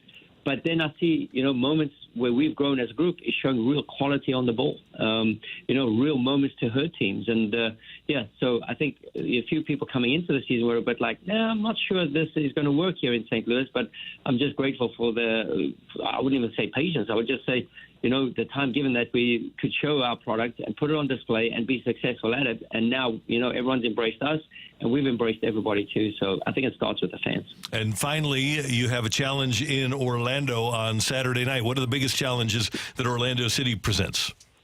It's two excellent teams coming up against each other with great form. They're having a really good run in the league. They had a decent run in the League Cup as well. So, there are challenges for sure. They've gone to the market very, very well, and they've got a couple of difference makers there. They've got sort of the crowd advantage, or I would say the stadium advantage in Orlando, because it's never an easy place there. I've played there multiple times. It's a very difficult place to walk away with points. But we have a good away record. We're pretty dangerous on the road, and we don't really waver and change our style. We just commit to who we are and stay true to what we believe, and that makes it uncomfortable for teams. So we're hoping to make them feel uncomfortable. It's not going to be an easy one, but knowing that we've got that game and then a midweek game against Dallas, so there's a lot going on here, but we know how important these games are, and when you're in a good run of form, you just want to play games, and I think our group has got to that point where we just want to play games. Coach, we always enjoy having you with us. Thanks for taking the time this morning. Good luck against Orlando, and we'll talk to you next week. Yeah, appreciate you guys. Thank you very much. Thank you, Bradley. Bradley Carnell, he is the head coach of St. Louis City SC, and they are rolling back off of the League Cup, and now with another win under their belt against Austin the other night. Brooke is here. Carrie is here. I'm Randy, and we've got The fight. We need a fighter. Do we need a fighter? We It's need a not fighter. David We need a again. fighter. You Text beat in. the guy up yesterday. Oh, sorry. Don't apologize. Okay. 314-399-9646, 314-399. Yo-ho! Text in your name and the word fight, and perhaps you can fight against me next on 101 ESPN.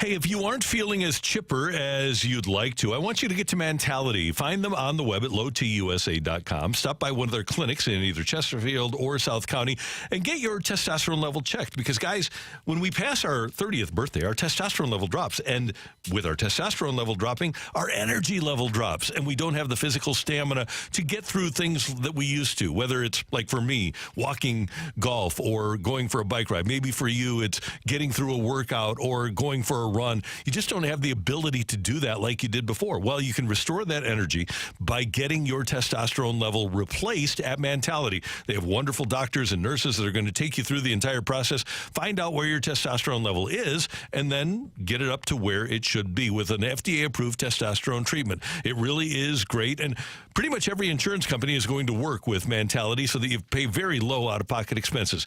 It'll make a difference in your life. Get to Mentality, learn about what they do at lowtusa.com, set up your appointment today, and be the guy that you want to be for yourself and your family with Mentality.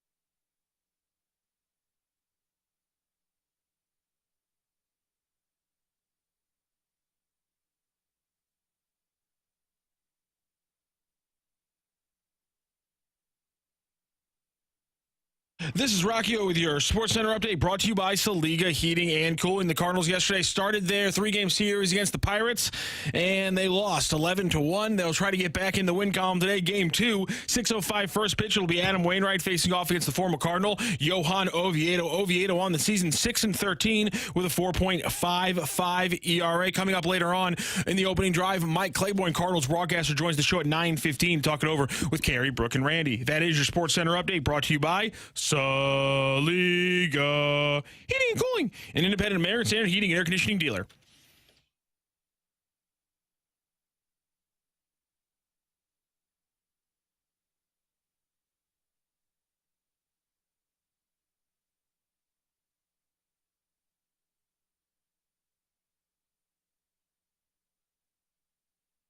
Of Morning Drive, please welcome Randy Carricker.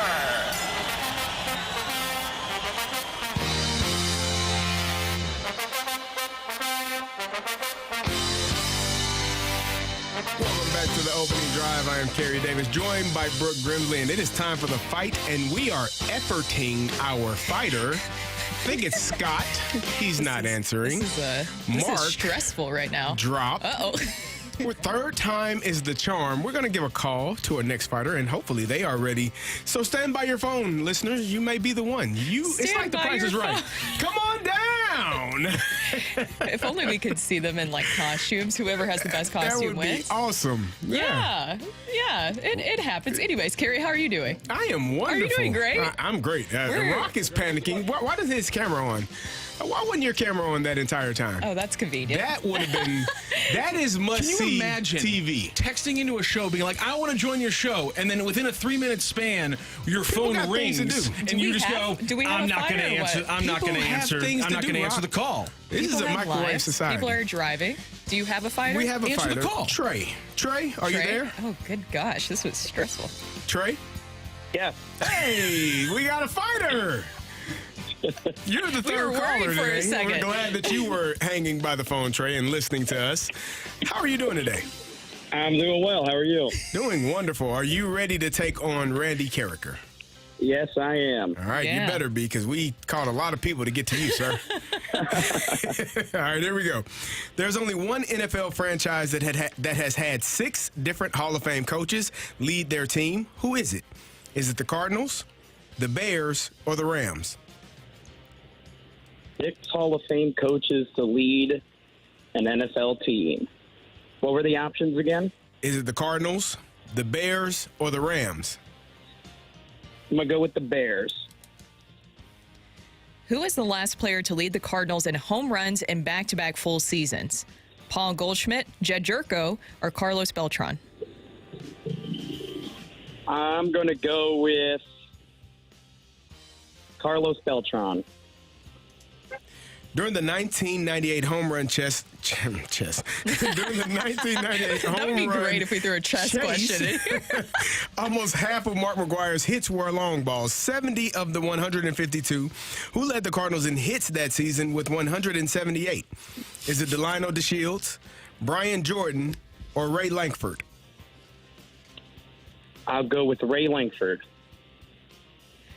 The Braves just had their 5th different player hit the 25th home run mark. The Cardinals last had 4 players pass that mark in 2008 with Pujols, Ryan Ludwig, and Troy Glaus. And who else? Is it Rick Ankiel, Rick Encarnacion, or Colby Rasmus? I'll do Colby Rasmus. All right, Kara, we're going to need to double-check the score there. I did not get the answer for number 1. All right, thank you very much. That confirms it. All right, we'll double-check the score. We'll bring in Randy Carricker. Trey, how you feel? I'm doing You know what? I don't blame you. I mean, here in this studio, he's walking out. He won't hear us. We blame Rocc. He took too long to call you, so your preparation, you were prepared. Oh, he's going to try to beat me up now. All right. I get a little nervous when people walk up behind me, Rocc. I know you don't know my history, my story. I got bad nerves when people walk behind me. You can see me. Rightfully so, I think, CD. Randy, say hello to Trey. He was the third caller today. We had to effort a few people. Well, Trey, thank you very much for making the effort to check us out, and thanks for listening. Thanks for playing. Great to have you with us today. Of course. Thank you for having me. Okay, so I have to ask you this. Are you a third? Is there like your dad and grandfather? Is that what makes you a Trey? No, my dad's name is Ty, so there's no really sequence to the name. Okay. Yeah. Got it. Cool. Just interesting to note. Intriguing. All right, you ready? Ready. There is only one NFL franchise that has had 6 different Hall of Fame coaches lead their team. Who is it? 6 Hall of Fame coaches that have led their team. Well, let's see. It wouldn't be the Cowboys because they only have 2. Packers have Curly Lambeau and Vince Lombardi. Holmgren isn't in the Hall of Fame yet. So it's got to be old school. Probably not the Steelers because they were never good until 1970. Although they do have Bill Cowher and Chuck Noll, but I don't think they have any beyond that. The Bears only have Ditka. Ditka went in as a player, not a coach. Browns, Paul Brown. About it. Sam Rutigliano, I don't believe, has made the Hall of Fame as a coach. Marty Schottenheimer, shockingly, not in as a coach. Redskins, no. Hold on here. Let me just think. Get this mega mind. Okay, so how about our St. Louis Rams? We've got Coach Vermeil, Chuck Knox. I don't know if he's in the Hall of Fame or not. You know what? I got to do the lifeline. Nothing pops off the sheet to me here. No, it's gonna. Cardinals, Bears, Rams. Okay. Well, the Bears, since George Halas coached them forever, I mean, from literally their inception until the 60s, and then since then, they've had Jack Pardee and Neil Armstrong and Ditka, and then Lovey. Somebody else was in there, but they haven't had 6 Hall of Famers. So the Bears haven't. The Rams, and who is the third one? The Bears, the Cardinals, and the Rams. Well, the Cardinals, Coryell now.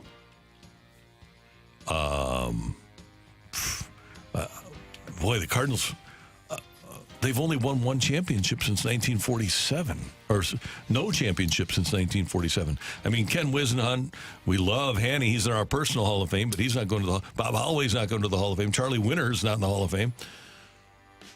I don't know about them. So Bears. So I'm thinking Rams. Got PTSD when you said Ken Whisenhunt from the Titans, I'll bet, Titans era. Wiz is my guy. Oh, he was great with the Cardinals. He was there with us too in Pittsburgh. Yeah. Okay. Yeah. So there you go. Who is the last player to lead the Cardinals in home runs in back-to-back full seasons? Back-to-back full seasons. It seems like Beltran might have done that. Holiday would have been after that. Maybe Holiday. Let's see. Let's just go back here a little bit. Intriguing question. Good job, Rocc. Intriguing. Yeah, Good job, Rocc. I'm totally intrigued. I'm doing an entry. Make sure we're... I'll just, in the essence of time, I will go with Carlos Beltran, with no guarantee that he did it in his years here. But Beltran, Holiday. So Beltran 13, 14, Holiday 15. I don't think Matt did after that. Maybe he did. Let's see. Beltran left after 13. So Matt was here 14, 15, 16, 17. Maybe not. You know what else? I'll switch off to Holiday. Holiday? Yeah. All righty. During the 1998 home run chase, almost half of Mark McGwire's hits were long balls, 70 of the 152. Who led the Cardinals in hits that season with 178?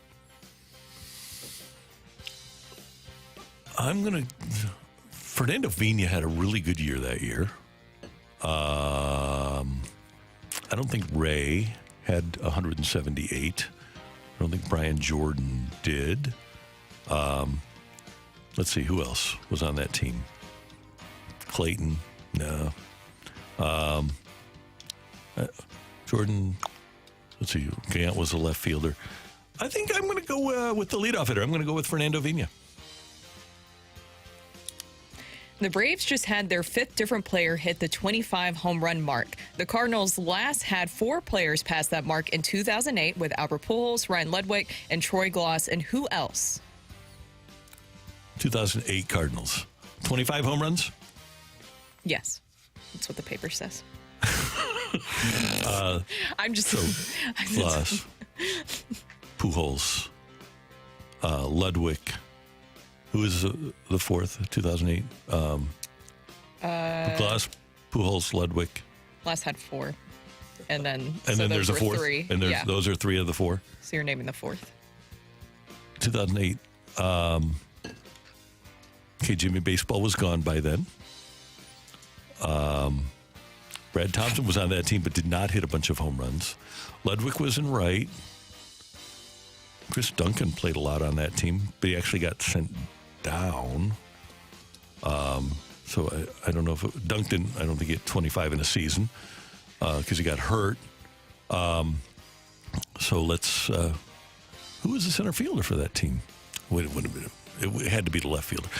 I will go with, and I don't know if this is right, but I messed up here. I'll go with Juan Encarnacion.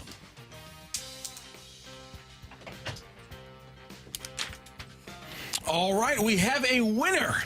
In today's fight on a Tuesday, does Randy Carricker come in after dashing Hall of Fame hopes yesterday? Does he do it again to Trey? Or does the latecomer Trey, who answered the phone completely blindly, walk in and take down Randy Carricker? Ring that bell. The winner and new champion of the fight, Average Joe Listener. The fight is presented by Golf Discount of St. Louis, with the most experienced club fitters in town. Why shop anywhere else?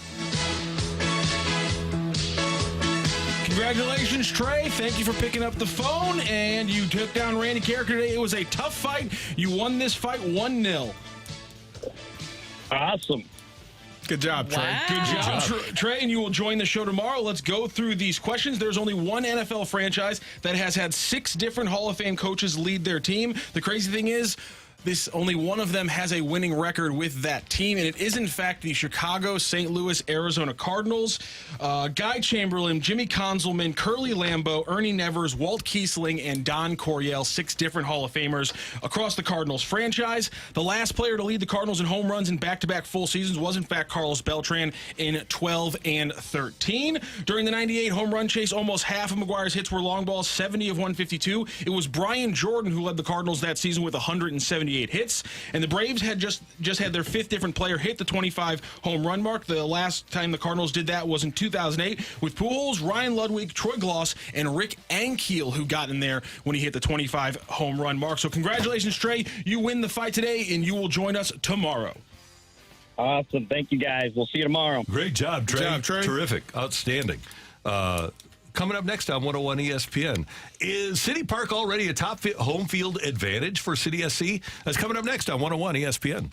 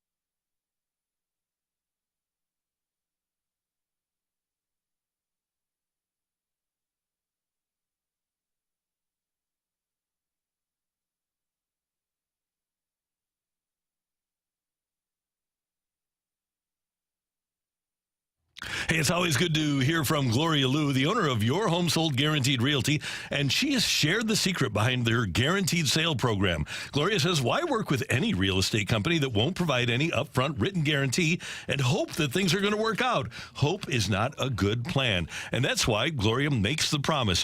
She has Your Home Sold Guaranteed Realty, and she has mastered the home selling promise by guaranteeing upfront and in writing to sell your home at your agreed-to price and time frame, or she'll buy it herself guaranteed. Does your agent even compare? Gloria has solutions for every type of home seller. For sellers who want a fast sale with no hassles, Gloria's 24-hour cash offer solution is a great option to consider. No showings, no costly repairs, and you pick the closing date. You'll always get the highest cash offer bid from Gloria's database of buyers in what she calls her cash offer bid box. You can get in touch with Gloria Liu at 314-325-6888, 314-325-6888, or visit GloriaHasTheBuyers.com. If you want to sell your home fast and for the most money, it's Gloria Liu at GloriaHasTheBuyers.com.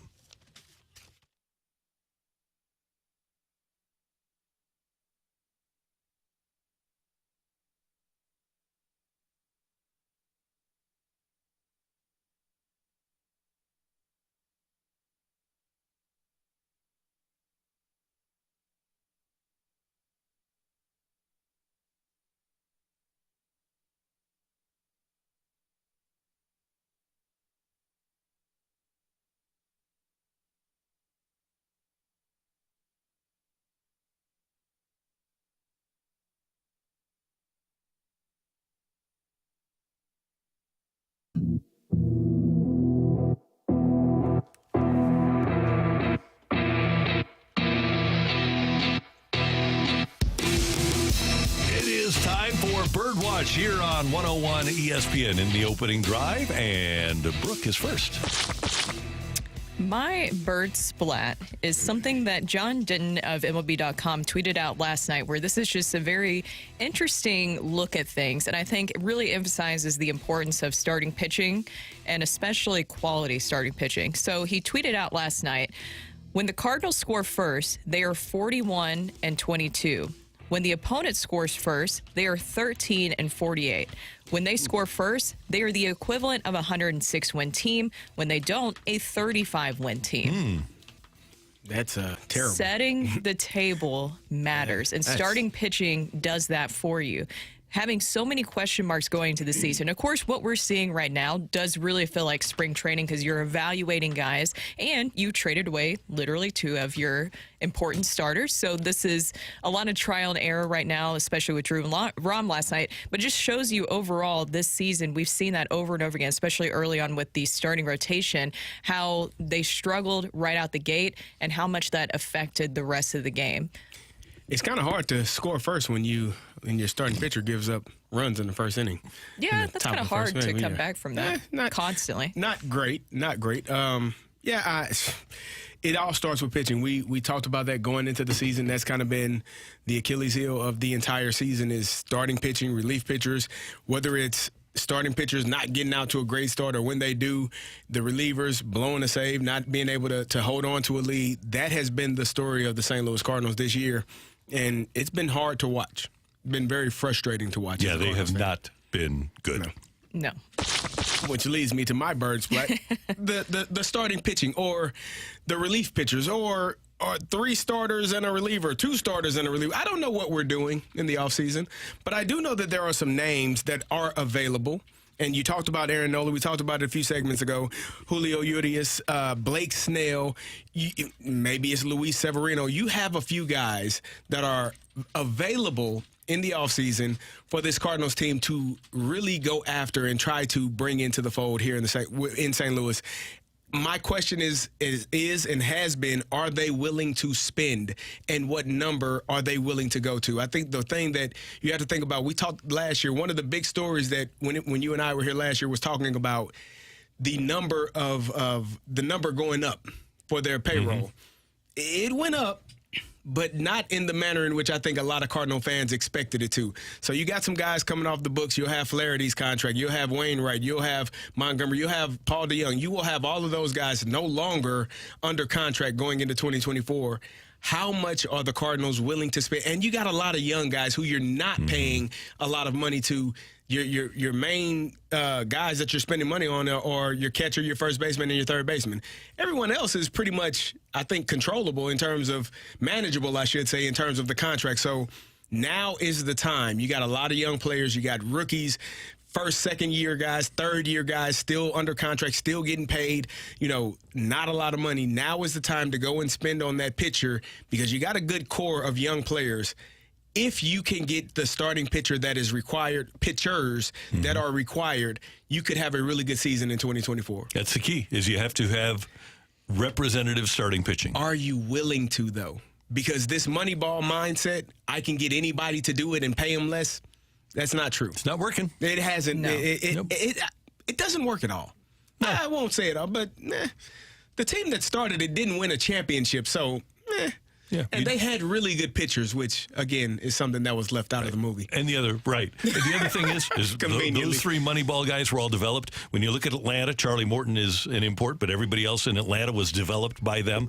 At some point, the Cardinals are going to have to get some young pitching that actually works out for them. Actually works out. Yes, it's that great to have is prospects, the key, but especially consistently. Right. Because we've seen flashes of that with Matthew Liberatore, but actually see him consistently having a performance like that. Zach Thompson, will he be able to continue to grow in that role? And we heard Mozeliak say earlier, are they going to have to reimagine some roles where you're going to see some of those guys in the bullpen? There's a lot of questions for this offseason.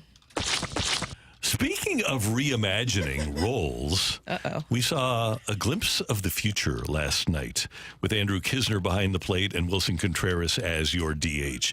That's where the Cardinals have to be headed. Next year, you're going to have Herrera up here, and Herrera and Knizner are going to be your catchers, and Contreras almost has to be your designated hitter because you can trade Gorman and you can't trade Contreras because of the contract. The Cardinals are stuck. They're between a rock and a hard place, and last night, Contreras goes 1 for 3. Knizner goes 1 for 3. Knizner, a better hitter, I think, than the Cardinals imagined he would be. Herrera's still closing in on that 1,000 OPS in the minors. You have to have those three players on your roster next year. And sadly, the odd man out, because of their misread of the Contreras situation, the odd man out is going to have to be Nolan Gorman. See, I personally think that the odd man out is going to be Knizner. I think he's going to. I think you move. I think this is one of the best things that can happen for him and for the Cardinals is how well he's performing. But when you look at his track record, I think you would be a fool to believe that this is what he's going to be for 130, 140 games in a season. That's just my personal opinion because his track record hasn't shown that. This is a really, really, really good season. His best season that he's had in his career up until this point. I wouldn't trust that that's what he is going forward. And so if I'm the Cardinals, because if you do keep three catchers, as you said, Nolan Gorman is out of here. You have no need for him because with Knizner, can you get a front of the rotation starting pitcher for Andrew Knizner?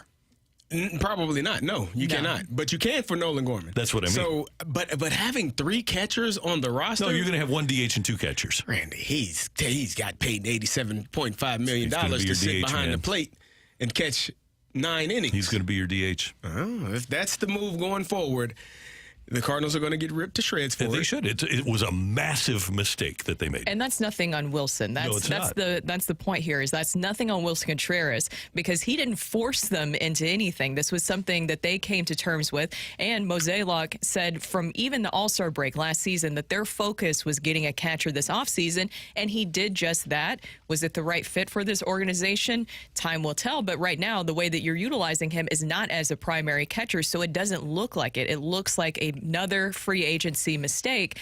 You can only go up from here, right? You got to find a way to not continue to make these mistakes. Go out and get those starting pitchers that you will need for this organization moving forward. The Wilson Contreras situation, it's just such a ripple effect on how much this affects the other players, the other positions who might need to get some more time at DH at that position. This is crazy. It's crazy. It's nuts. Yeah. But it is what it is. Coming up next hour, Rush Hour Reset here on 101 ESPN.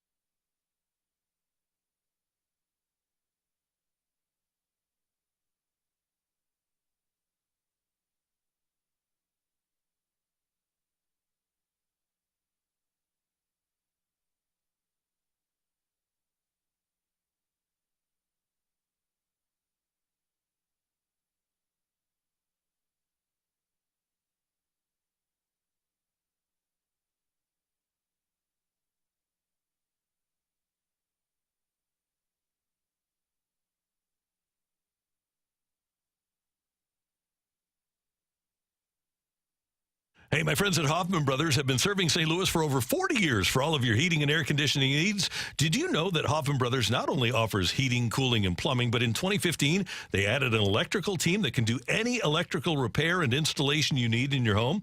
They do it all. Electrical panels and lighting, outlets, wiring, ceiling fans, electrical car charging stations, generators, and more. Schedule your electrical repair or installation at HoffmanBros.com or call us at 314-664-3011. 314-664-3011. Hoffman Brothers, an independent American Standard heating and air conditioning dealer, and they do so much more. As a matter of fact, we talk about they do the fantastic job with their electrical team, but they do appliance repairs too. That's right, refrigerators and dishwashers, microwaves, washers, dryers, ovens, stoves, and every appliance in your home, they'll come out and fix it. Get in touch with Hoffman Brothers at Hoffman Bros, HOFFMANN, HoffmanBros.com, or just give them a call at 314-664-3011 and make your appointment today for Hoffman Brothers.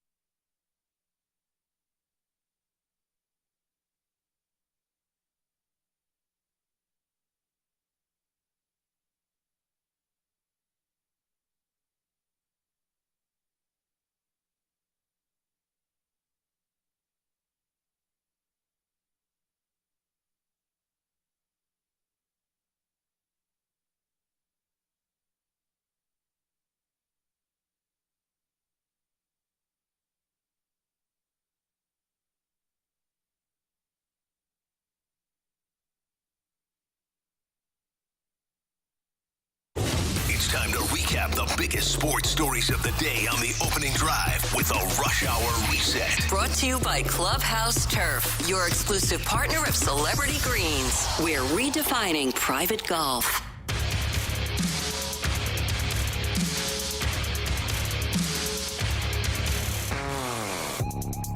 It's 9:05 in St. Louis. Your time check brought to you by Clarkson Jewelers, an officially licensed Rolex jeweler with Brooke Grimsley and Super Bowl champion Kerry Davis. I'm Randy Carricker. Kerry Davis got used in an immaculate grid yesterday. Yeah, I used myself as well. Well done. It was, Steelers and Colts. Yeah. Proud of me. I'm proud of you too. Proud of me. Thank you. Thanks for providing me. Yeah. And you know what? I'll tell you something horrible. It was like the last one. Man, who played for the Steelers? And Colts, man, who played for the Steelers? I'm going through quarterbacks and DBs. And, oh yeah. Proud of me. So the Cardinals, they lost last night to the not world champion Pirates, 11-1. They were so hot to start the season. What happened? They became the Pirates again. The real Crews got hurt. The real Pirates came out. Very beginning. Now, here's one alarming aspect to this that we need to look at because it's really, well, it's alarming. The Cardinals now trail the Pirates by a game and a half in the Central Division. They're going to finish dead last in their division. Thank goodness the Colorado Rockies exist. There's always that. Yeah, there is. The Rockies are 48-76. So if you look at the National League standings, at the moment, the Cardinals, well, we said it before. They're kind of scuffling. The Cardinals have the second worst record in the league at 55-71. The Rockies are 6 games behind them. So at least the Cardinals won't finish with the worst record in the league. I guess we're looking for sunshine and lollipops. That's Brandy. Don't play that damn song. No sunshine and lollipops right now. No. Are we excited about not finishing last in the league or in the division? I mean, come on. Randy was in the YouTube chat. He was in the YouTube chat earlier explaining to one of the listeners who was commenting very angrily that this is sunshine and lollipops, Kerry. No, because I've asked this question multiple times this year. Have we watched the lowest point of the season? And I ask again, after last night's game, is this the lowest point of the season? We saw the low point. We saw the low point of the season a long time ago. This is a horrible team. Not horrible. This is a really bad team right now. Okay, you had Fermin playing second base. You don't have your guys. No. You had a guy you've never seen before as your starting pitcher. That can't be your low point of the season. Well, you got your closer hammered by a backup catcher in San Francisco for a walk-off home run. And that's the thing. What is the expectation that you guys have for this group moving forward? Because the expectation should not be high whatsoever, especially when you get rid of 2 of your starting pitchers in Jordan Montgomery and Jack Flaherty. The expectation should not be great. It is just frustrating when you see things like that happen last night. Drew Rom That was bad. It was bad, and it's tough because it was his Major League Baseball debut. You're kind of looking for just maybe these younger guys provide a spark, but then also defensively, the guys behind him, it's not the usual defense you're used to behind him, but he just kind of looked like he was pressing out there. And then the fastball, we talked about that earlier. I think that's where criticism is really warranted for him.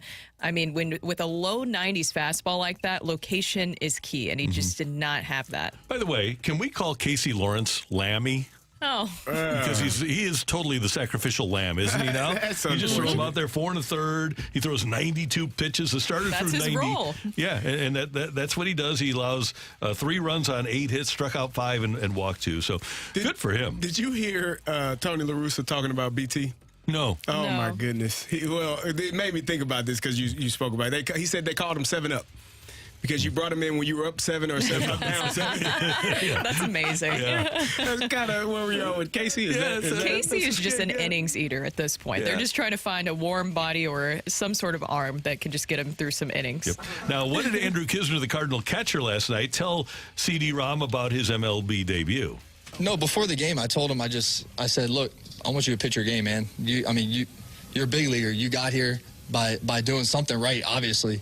So I just was like, hey, I want you to just pitch your game. I'm going to try to get on the same page as you. And I said, let's go to work. I mean, it wasn't, I didn't want to build it up and make it more than it is. I mean, it's still, just a baseball game. It's still got to throw it 60 feet, 6 inches. So, it's a matter of just going out there, throwing strikes and pitching his game. And unfortunately, it didn't work out very well. But Kisner had a home run, and Kisner is hitting almost 270, 267. He's got a career high. He's got double-digit home runs now, and he's got to feel pretty good about what he's done this year. I mean, yeah, it's a good season. This is how I've always been able to hit. It's just, it's just a matter of kind of adjusting and getting in some rhythm and just staying mentally positive and just trying to play my game. Really, that's what it comes down to. And I'm certainly seeing the ball pretty well right now. I've put some good swings on some pitches, but tomorrow's a new day, and I'm looking to go out and do whatever I can to have good at bats. All right, Andrew Kisner. Yeah. Round of applause for Andrew Kisner. Starting catcher next year? One of them. Oh, sorry, Kerry. One of them.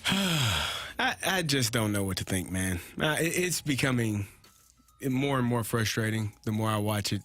The thought that came to mind when you talked about the lineup that was out there, for who, for what? Well, they cashed in. And I say that because I had a friend who played for a team that was known for being bad. They had a really famous running back on their team. He ran a route that the quarterback threw it to him, which would have caused him to get knocked out by the linebacker. He actually patted the ball down and yelled to the sideline for who, for what? Like, what the hell are we doing? We stink. Why are you throwing this pass to me right here? For who? For what? Looked at the sideline and told them that, and the quarterback. For who? For what? This is tough, man. It is. Like, especially what Rocc was saying when we were coming in. She's like, Cardinal fans are really, really, because we're not accustomed to this. This is unfamiliar territory. This is uncharted waters for most of us. There's another team that's in uncharted waters, and that's the Yankees, who are going to miss the playoffs and probably clear out the front office. And Jeff Passan was asked how the Yankees can fix what has happened to them over the course of this season, because they haven't had a losing season since 1992.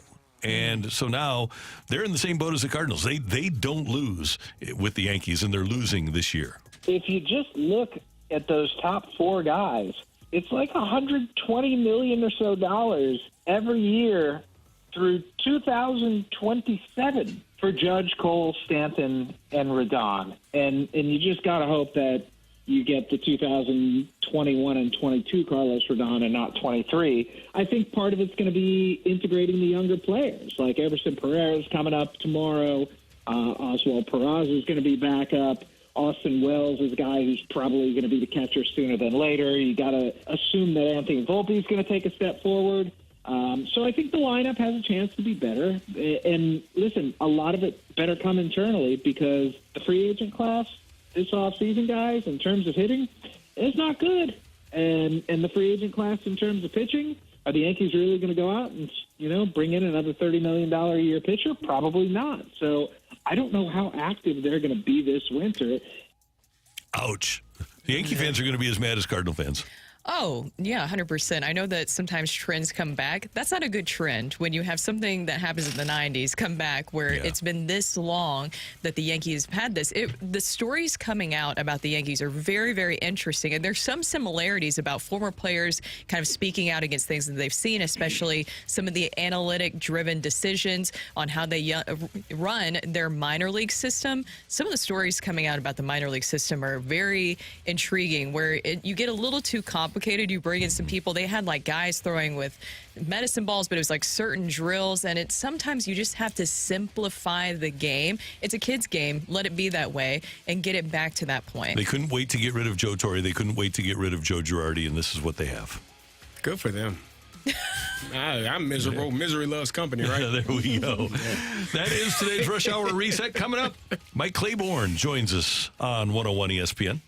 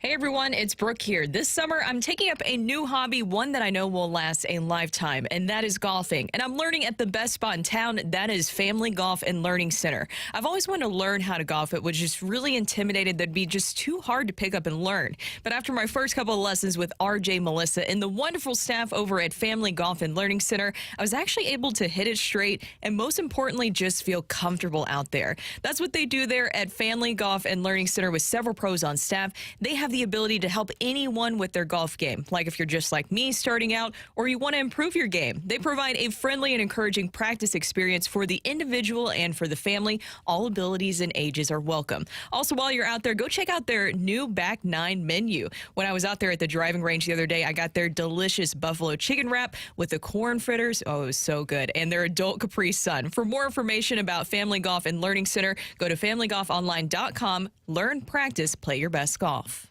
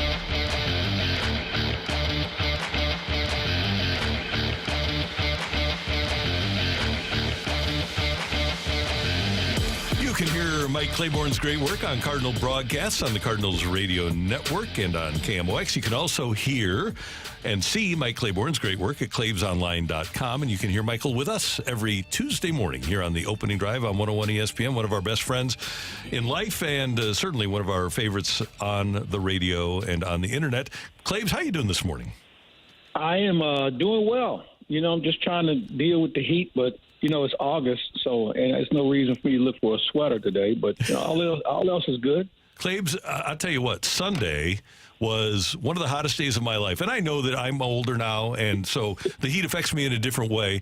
But it's also hotter now than it was when I was a kid. And I used to not find heat unbearable. I found Sunday unbearable. I agree with you. I know when I was a kid, I don't ever remember it being this hot, or maybe I was just too busy, having fun. But, I like the heat. I'd rather sweat than have on 5 sweaters and not feel my toes. Oh, no question. No doubt about it. So I'm a little different on that front. As long as I have a pool or water or an air conditioner, I create balance when it comes to this time of the year. I remember one time Bob Sykes told me that he would, and this was on the turf, he would look back at the scoreboard and he'd see 3 of everything, like three B, 3 S's, and 3 outs. And he said, I just picked out the middle one. And same thing when you're looking at the catcher, right? You see 3. So you just got to pick out the middle one. Yeah, and here's the thing: like people scoff at athletes getting paid, exorbitant amounts of money, but it's days like now is why they get paid that kind of money and I don't. Okay, because everybody wouldn't go out and do it. I guess if I was making 10, 12, 20 million bucks, I could probably find a way. but this is what the elements, this is the elements that challenge people to be able to still go out and turn in a professional performance. Drew Rom with I don't know how to put this lightly, I guess kind of lightly, with not exactly the ideal Major League debut for him last night. What did you think of his performance, and where do you think they go from here with him? Well, first of all, you think about the first inning. He didn't get much help in the first inning, with the unearned runs. And, he's a guy that's trying to figure it out. He's, 23? He's one of those guys that kind of got called up in an emergency basis, and that's what happens. He got it handed to him, but I didn't think he was that bad. I just think he was probably maybe a little nervous, kept the ball in the middle of the plate a little too much. He's not going to overpower. You could tell by that, but the problem is, Brooke, they don't have anybody else. They're razor thin with regard to major league ready pitching.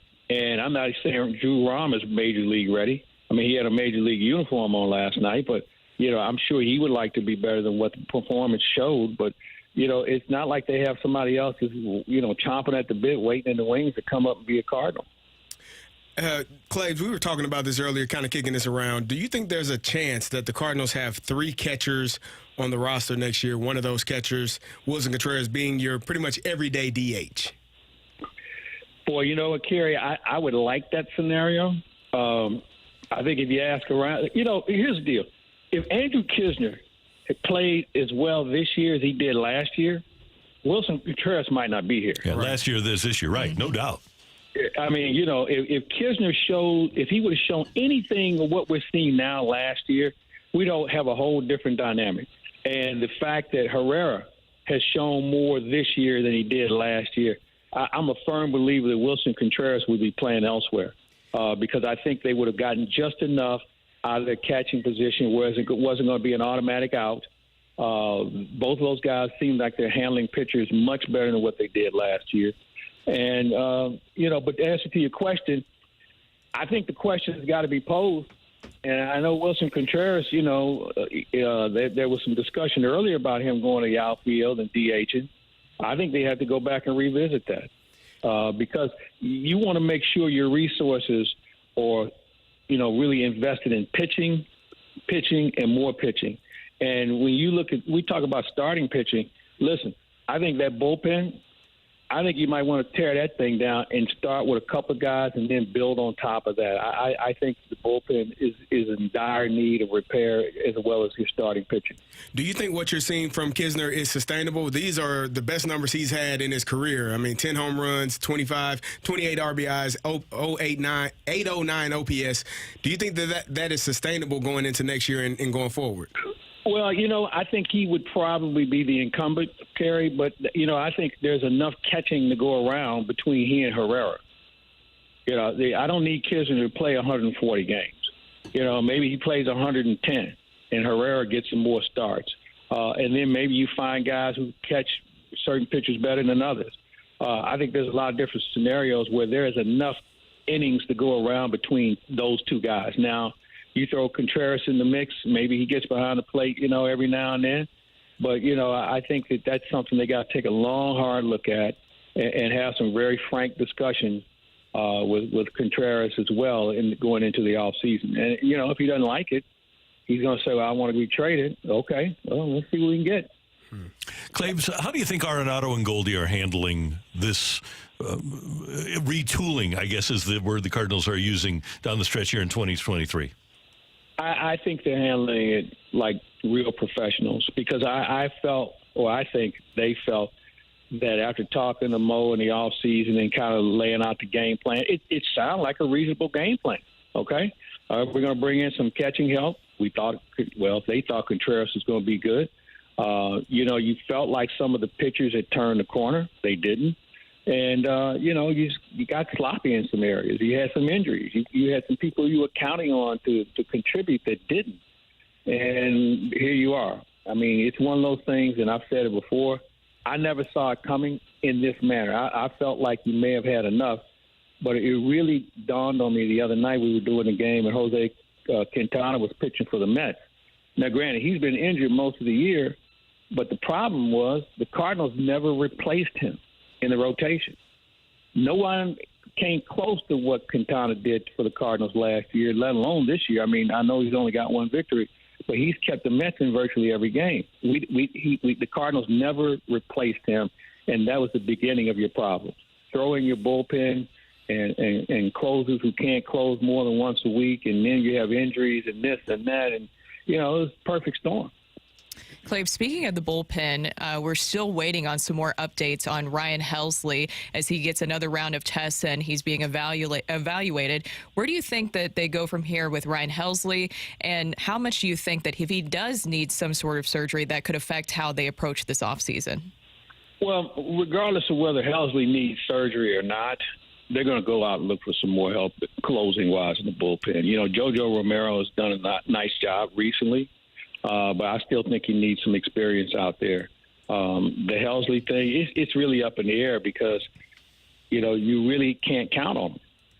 I mean, this is like the second year of his 3 years with the Cardinals that he's had some injury that has slowed him down. The first one, he had to have surgery, and he was done for the year. And this, we just don't know. I mean, it's a crapshoot right now. But I'm not pinning my hopes on making Ryan Helsley my number one guy out of the bullpen. I can't risk it. You got to have some more reliable people.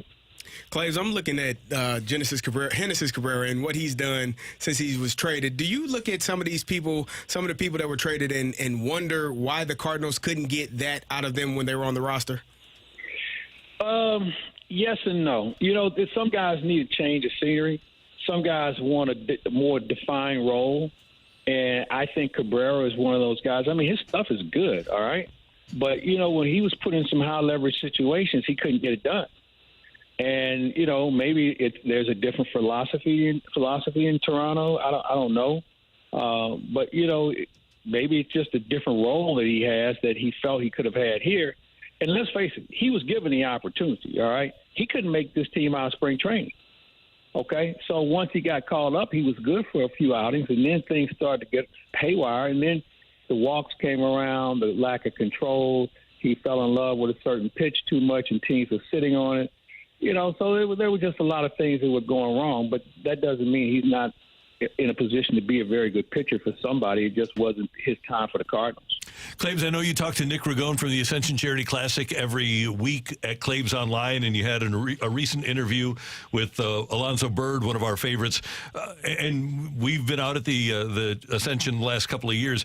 It really is very similar to a regular tour event. I hope fans that haven't been, sports fans that haven't been out to an Ascension, get out there because it's a big-time event. Yeah, it really is. And, you know, I think it's more fun for a lot of reasons. One is one of the great courses in St. Louis, Norwood Hills. The other thing is this. The players that are on the tour, on this tour, we all know who they are. I mean, you know, the PGA Tour is a good tour. I don't think it's great because, you know, there's so many new faces on it, and they're all trying to find their way. But on this Champions Tour, everybody you know, you've seen them play before. They were good players when they were under 50. They become good players since they passed the age of 50. And I just think it's a lot of fun. I think that for people to go out and check it out, you're going to get very close. And I think when you look at sports, this is as close as you can get to an athlete performing his art, performing his skill. I mean, you can't sit that close at a football game. You can't sit that close at a baseball game. You can actually there's a rope that separates you and that player from being able to be that close to him to watch him play and learn the game. I mean, that's the other thing. I mean, I think one of the issues with the Champions Tour, I can learn more from the Champions Tour and the Women's Tour than I can learn from the PGA Tour to apply to my own game. Okay? First of all, I learned from those guys which end of the club to hold. Okay? And then the other thing is I don't have to worry about trying to hit it, you know, with such speed. It's all about easy pace, and you still find the ball in the middle of the fairway. So I found this event to be very rewarding for me as a golfer, but also as a fan to watch some of these guys just really golf their balls. Wait, you're allowed to have the ball right in the middle of the fairway? Well, you know, that's what they tell me. At least that was the rules the last time I was out. Now, they may have changed it. Because I know when I did hit them in the fairway, they kind of looked at me like, are you sure you're supposed to be here? What do we got on Claims Online right now? Well, this week, you know, how about this? So Joe Roderick, you know, with Ameren, Illinois, we have Joe Roderick doing some pole work, you know, climbing the pole. He's got all the equipment on, the whole 9 yards. He went up with a linesman just to show how this actually works. So we have that little feature. We also have Dr. Rick Lehman in another great sports medicine podcast, A Walk in the Fairway with Nick Ragone comes your way on Thursday, along with Good Nightingale, Bob Nightingale. We just kind of cover the gamut of baseball. And coming up soon, Huddle Up with Howard. Howard Richards talking some football. So I have one question for Kerry. Mm-hmm. I don't know how much time we have. Kerry, how can anybody assess who's good in the NFL when none of the good players play? Yeah, I mean, well, we were talking about this earlier with WAR. The good players, you know they're good players because they're starters. So, you know, preseason is a difficult time. For me, I can't really watch preseason football because it's not, as you said, it's not the players that you know. But every now and then you'll get a guy that stands out and shows you his ability, and those are the guys that you get excited for. I think of Victor Cruz some years ago when he was a rookie, just how he lit up the preseason. But yeah, it's tough to watch this preseason football. It's even tougher. No, it's much tougher. I'm of the belief that, you know, realistically, 48 of the 53 spots are already taken. Yes. Yeah. So we're trying to figure out who can play special teams, Correct. who can be a backup long snapper, who can be another guy that we can throw in and see key situations, and maybe we find a kick or a punt returner along the way. Yeah. But other than that, I think that – but the problem with that I have is because these guys don't play, when the whistle blows for real, none of them are actually in football shape because of the lack of contact and the actual reps that they actually need. I don't follow this game or pay attention to it till the end of September. Yeah, probably I mean, almost middle October. I agree because I was telling Randy and Brooke a few years ago when they had 4 games, you knew that third preseason game was going to be the starters. They were going to play an entire half. You were going to get a glimpse of what that team would look like. Now I don't know what they're going to look like, and it does take them a few weeks to really figure out which direction they're going. Well, I'm glad to hear it from a trained professional because I always thought that was the case. So now I heard it from you, and I'm good to go. I appreciate it. Claibs, love having you on, man. Have a great day, and we'll be tuned in tonight. All right. Hey, Kerry, when's your first game? This Saturday at Missouri Baptist versus Lutheran North. Well, good luck to you on that, my friend. And we have to pick a night, have one more run before you really get into this. Sounds like a plan. All right. Have fun this weekend. You guys take care. Thanks, Claibs. See you later. What time is that game at Mobap? 7 p.m. 7 p.m. Saturday. Be a good one. Hazelwood Central Hawks. A really good one. We're excited. You should be excited. We had practice at 5 a.m. this morning. And the players were there and loved it. They were locked in, dialed in. That's pretty good. Yes. We like that. We like that a lot. Yep. So will the Cardinals plan get enough at-bats for Nolan Gorman while finding defensive balance? There's one way to get Nolan Gorman enough at-bats and getting defensive balance, and we're going to tell you what it is next on 101 ESPN.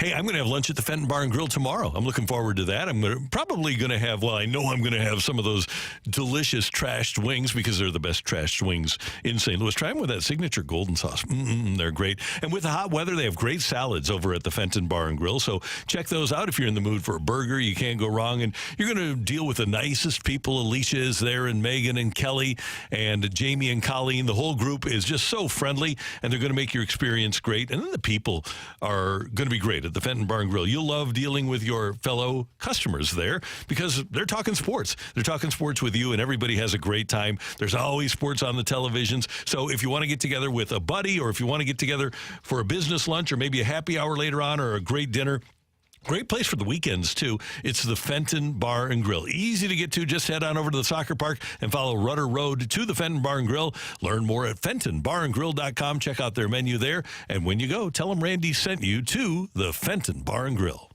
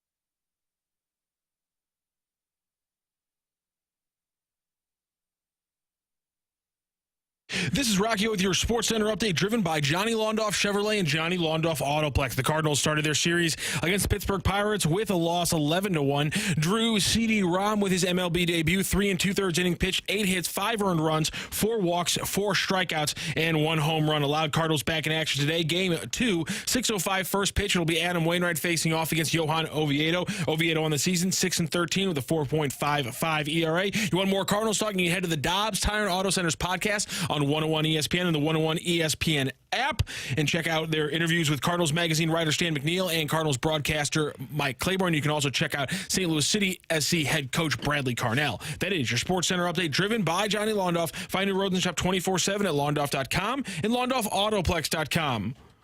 Are you kidding me?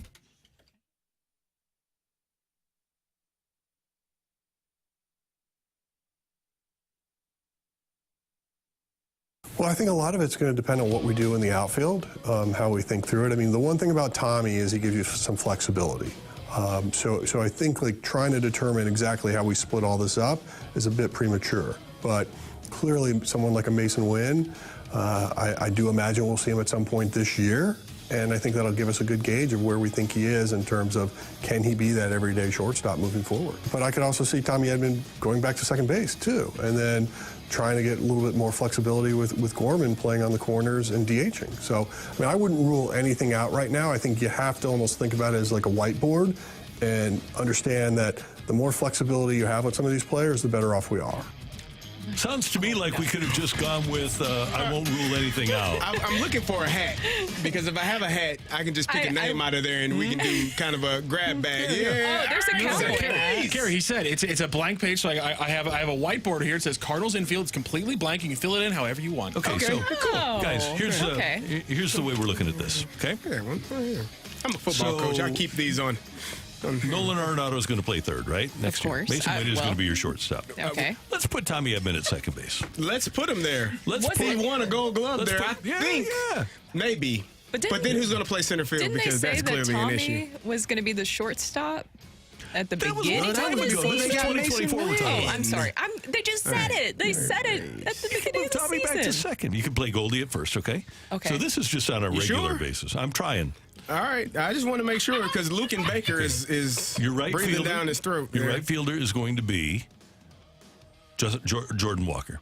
Your center fielder or your left fielder is going to be Lars Nootbaar. Your center fielder or left fielder is going to be Dylan infield. Carlson. Let me see. It's my infield. The question here is, how does one get at-bats for one Nolan Gorman? Here is how you get at-bats for Nolan Gorman. He hits right behind Yohan Moncada and Luis Roberts. We're going to do this. You can't trade him. That's how he's going to get all the at-bats. He needs 500 at-bats by being on another team. By being on the White Sox. Not in a... Are we getting... Oh, now, hold on. Dylan Are we getting Dylan Cease in return? Because now you're talking fancy to me, Randy. You might maybe... You're pulling me towards you now. They need offense. They're a terrible offensive team with the White Sox. They can go get pitching. No, are you going to find a Dylan Cease? No, but they're in rebuild mode again. Mm-hmm. And the best value they have is Dylan Cease. So do you give up? I do. Gorman and his week back? When did that start? About a week back. Oh, no. No, this has been a season long. And a young starting, near Major League ready starting pitcher for Dylan Cease. I do it. And that way I solve my at-bats problem for Nolan Gorman and for Wilson with 2 L's Contreras. This is what I've been saying about Nolan Gorman. He is so talented. We know his abilities. What concerns me is the back issues. And maybe this is something that can get worked out, but the fact that you are 23 years old and you're having these back issues that you're dealing with, how many times have we seen with players, even this season, where you could say, okay, we kept giving them chances after chances after chances, even though the injuries were piling up, even though the injuries were there. I know he hasn't had as extended of a break off as like a Tyler O'Neill or Dylan Carlson, but it seems like the Cardinals have given a lot of these guys chances with injuries, and it has come back to bite them. Brooke, back in my day, and I think back in Kerry's day, the Cardinals traded a pretty good player named Andy Van Slyke to get Tony Pena, a catcher. They traded Andy Van Slyke so that they could provide at-bats for the immortal Jim Lindemann. Oh. Do you remember the immortal Jim Lindemann, CD? I remember him. He was a power hitter who showed the Cardinals in spring training of 1987 that he was going to be a great power hitter for a long time. Early in the season, he developed a bad back. About a week back. Okay. Never turned into the player that they expected he would be. I fear that will be an issue with Gorman. Now, many players overcome back issues to become really good players for a long time. But with the situation the Cardinals are in right now, with Contreras, and with the need for starting pitching, I am of the opinion that they should go out and get the stud, who's, by the way, extremely durable, and roll the dice. Now, you might have Nolan Gorman turn into the offensive version of Sandy Alcantara, but if you can go get a 26-year-old starting pitcher, and he's 3 years left. Yeah. Is it 3 years left? After 2 or 3? I think it's 2, but you sign him to an extension. Yeah. You have him be your guy. I would be willing to roll the dice on something like that. This is a guy that finished second in the American League Cy Young Award voting last year. He's actually 27. He turns 28 in December. But he's in the prime. I'll take that guy on my team. I really will. Yeah. It's very complicated because of the situation you're in. Once again, I feel bad because it's not Willson Contreras' fault that he was brought here. No.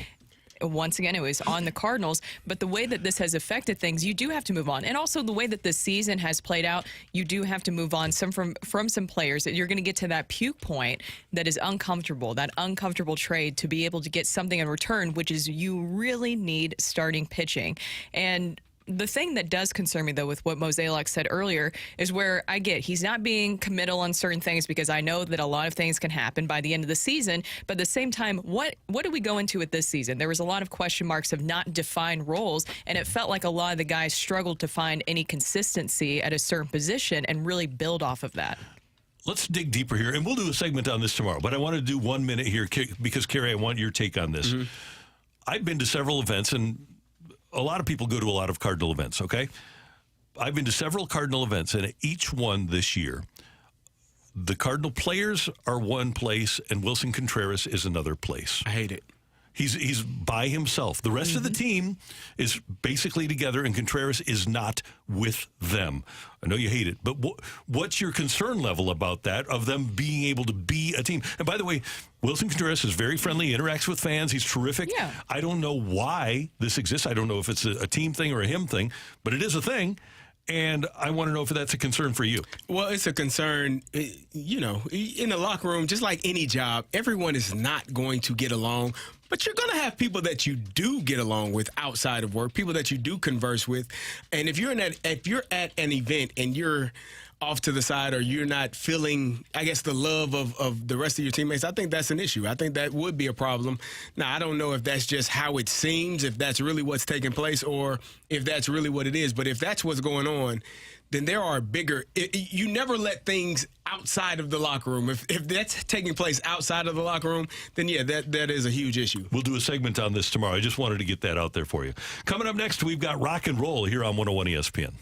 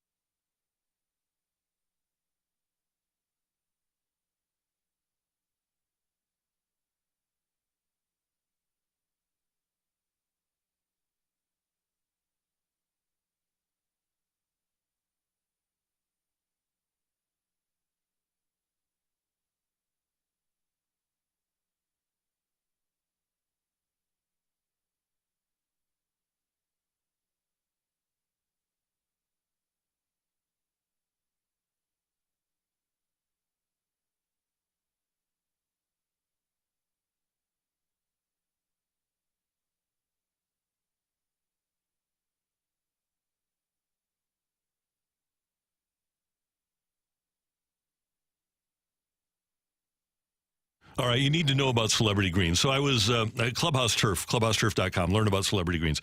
So I foolishly went out and played golf yesterday when it was 175 degrees outside. And I'm blaming my short game woes on the heat, but really I should blame them on the fact that I don't get enough chance to practice because I need a celebrity green from Clubhouse Turf in my backyard. They're going to put a beautiful synthetic turf in your backyard that putts true and gives you real grass performance and allows you to practice putting and chips and pitches and bunker shots. And the only company to call in St. Louis is Clubhouse Turf at 314-834-2343. 314-834-2343. They're on the web at clubhouseturf.com, and Clubhouse Turf is the exclusive partner of Celebrity Greens here in St. Louis. And in addition to quality celebrity golf greens and all the great things they do, Clubhouse Turf offers a complete line of synthetic turf installations for sports, for playgrounds, for pets, and for lawn turf. You will love your product from clubhouseturf.com. Call 314-834-2343 or find them on the web at clubhouseturf.com.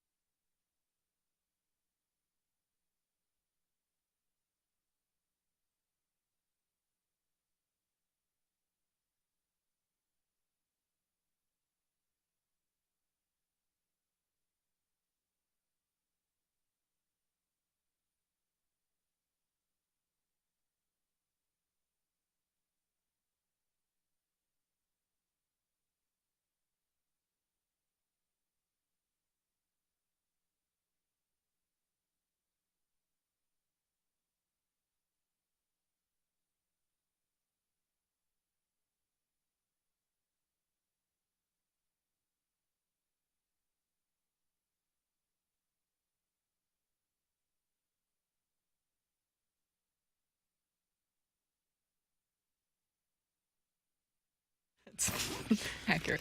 Another day.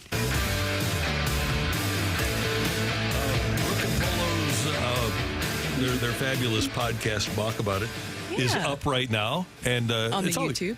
On the YouTube, yeah. And you can always find it there. And you guys talk about fun stuff all the time. We do. We talk about a lot of different things. We try to keep things on track. But if you guys know Polo Asensio, which you guys all do, things always get off track, but it works out in the best way. At least we try to make it. So we talked about Winn. It goes a million different directions about the future of the organization, the young stars coming up, expectations, why you shouldn't put too much pressure on young stars and just let them play. But then we also somehow, get into other things like karaoke and all that stuff. Talking about professional wrestling.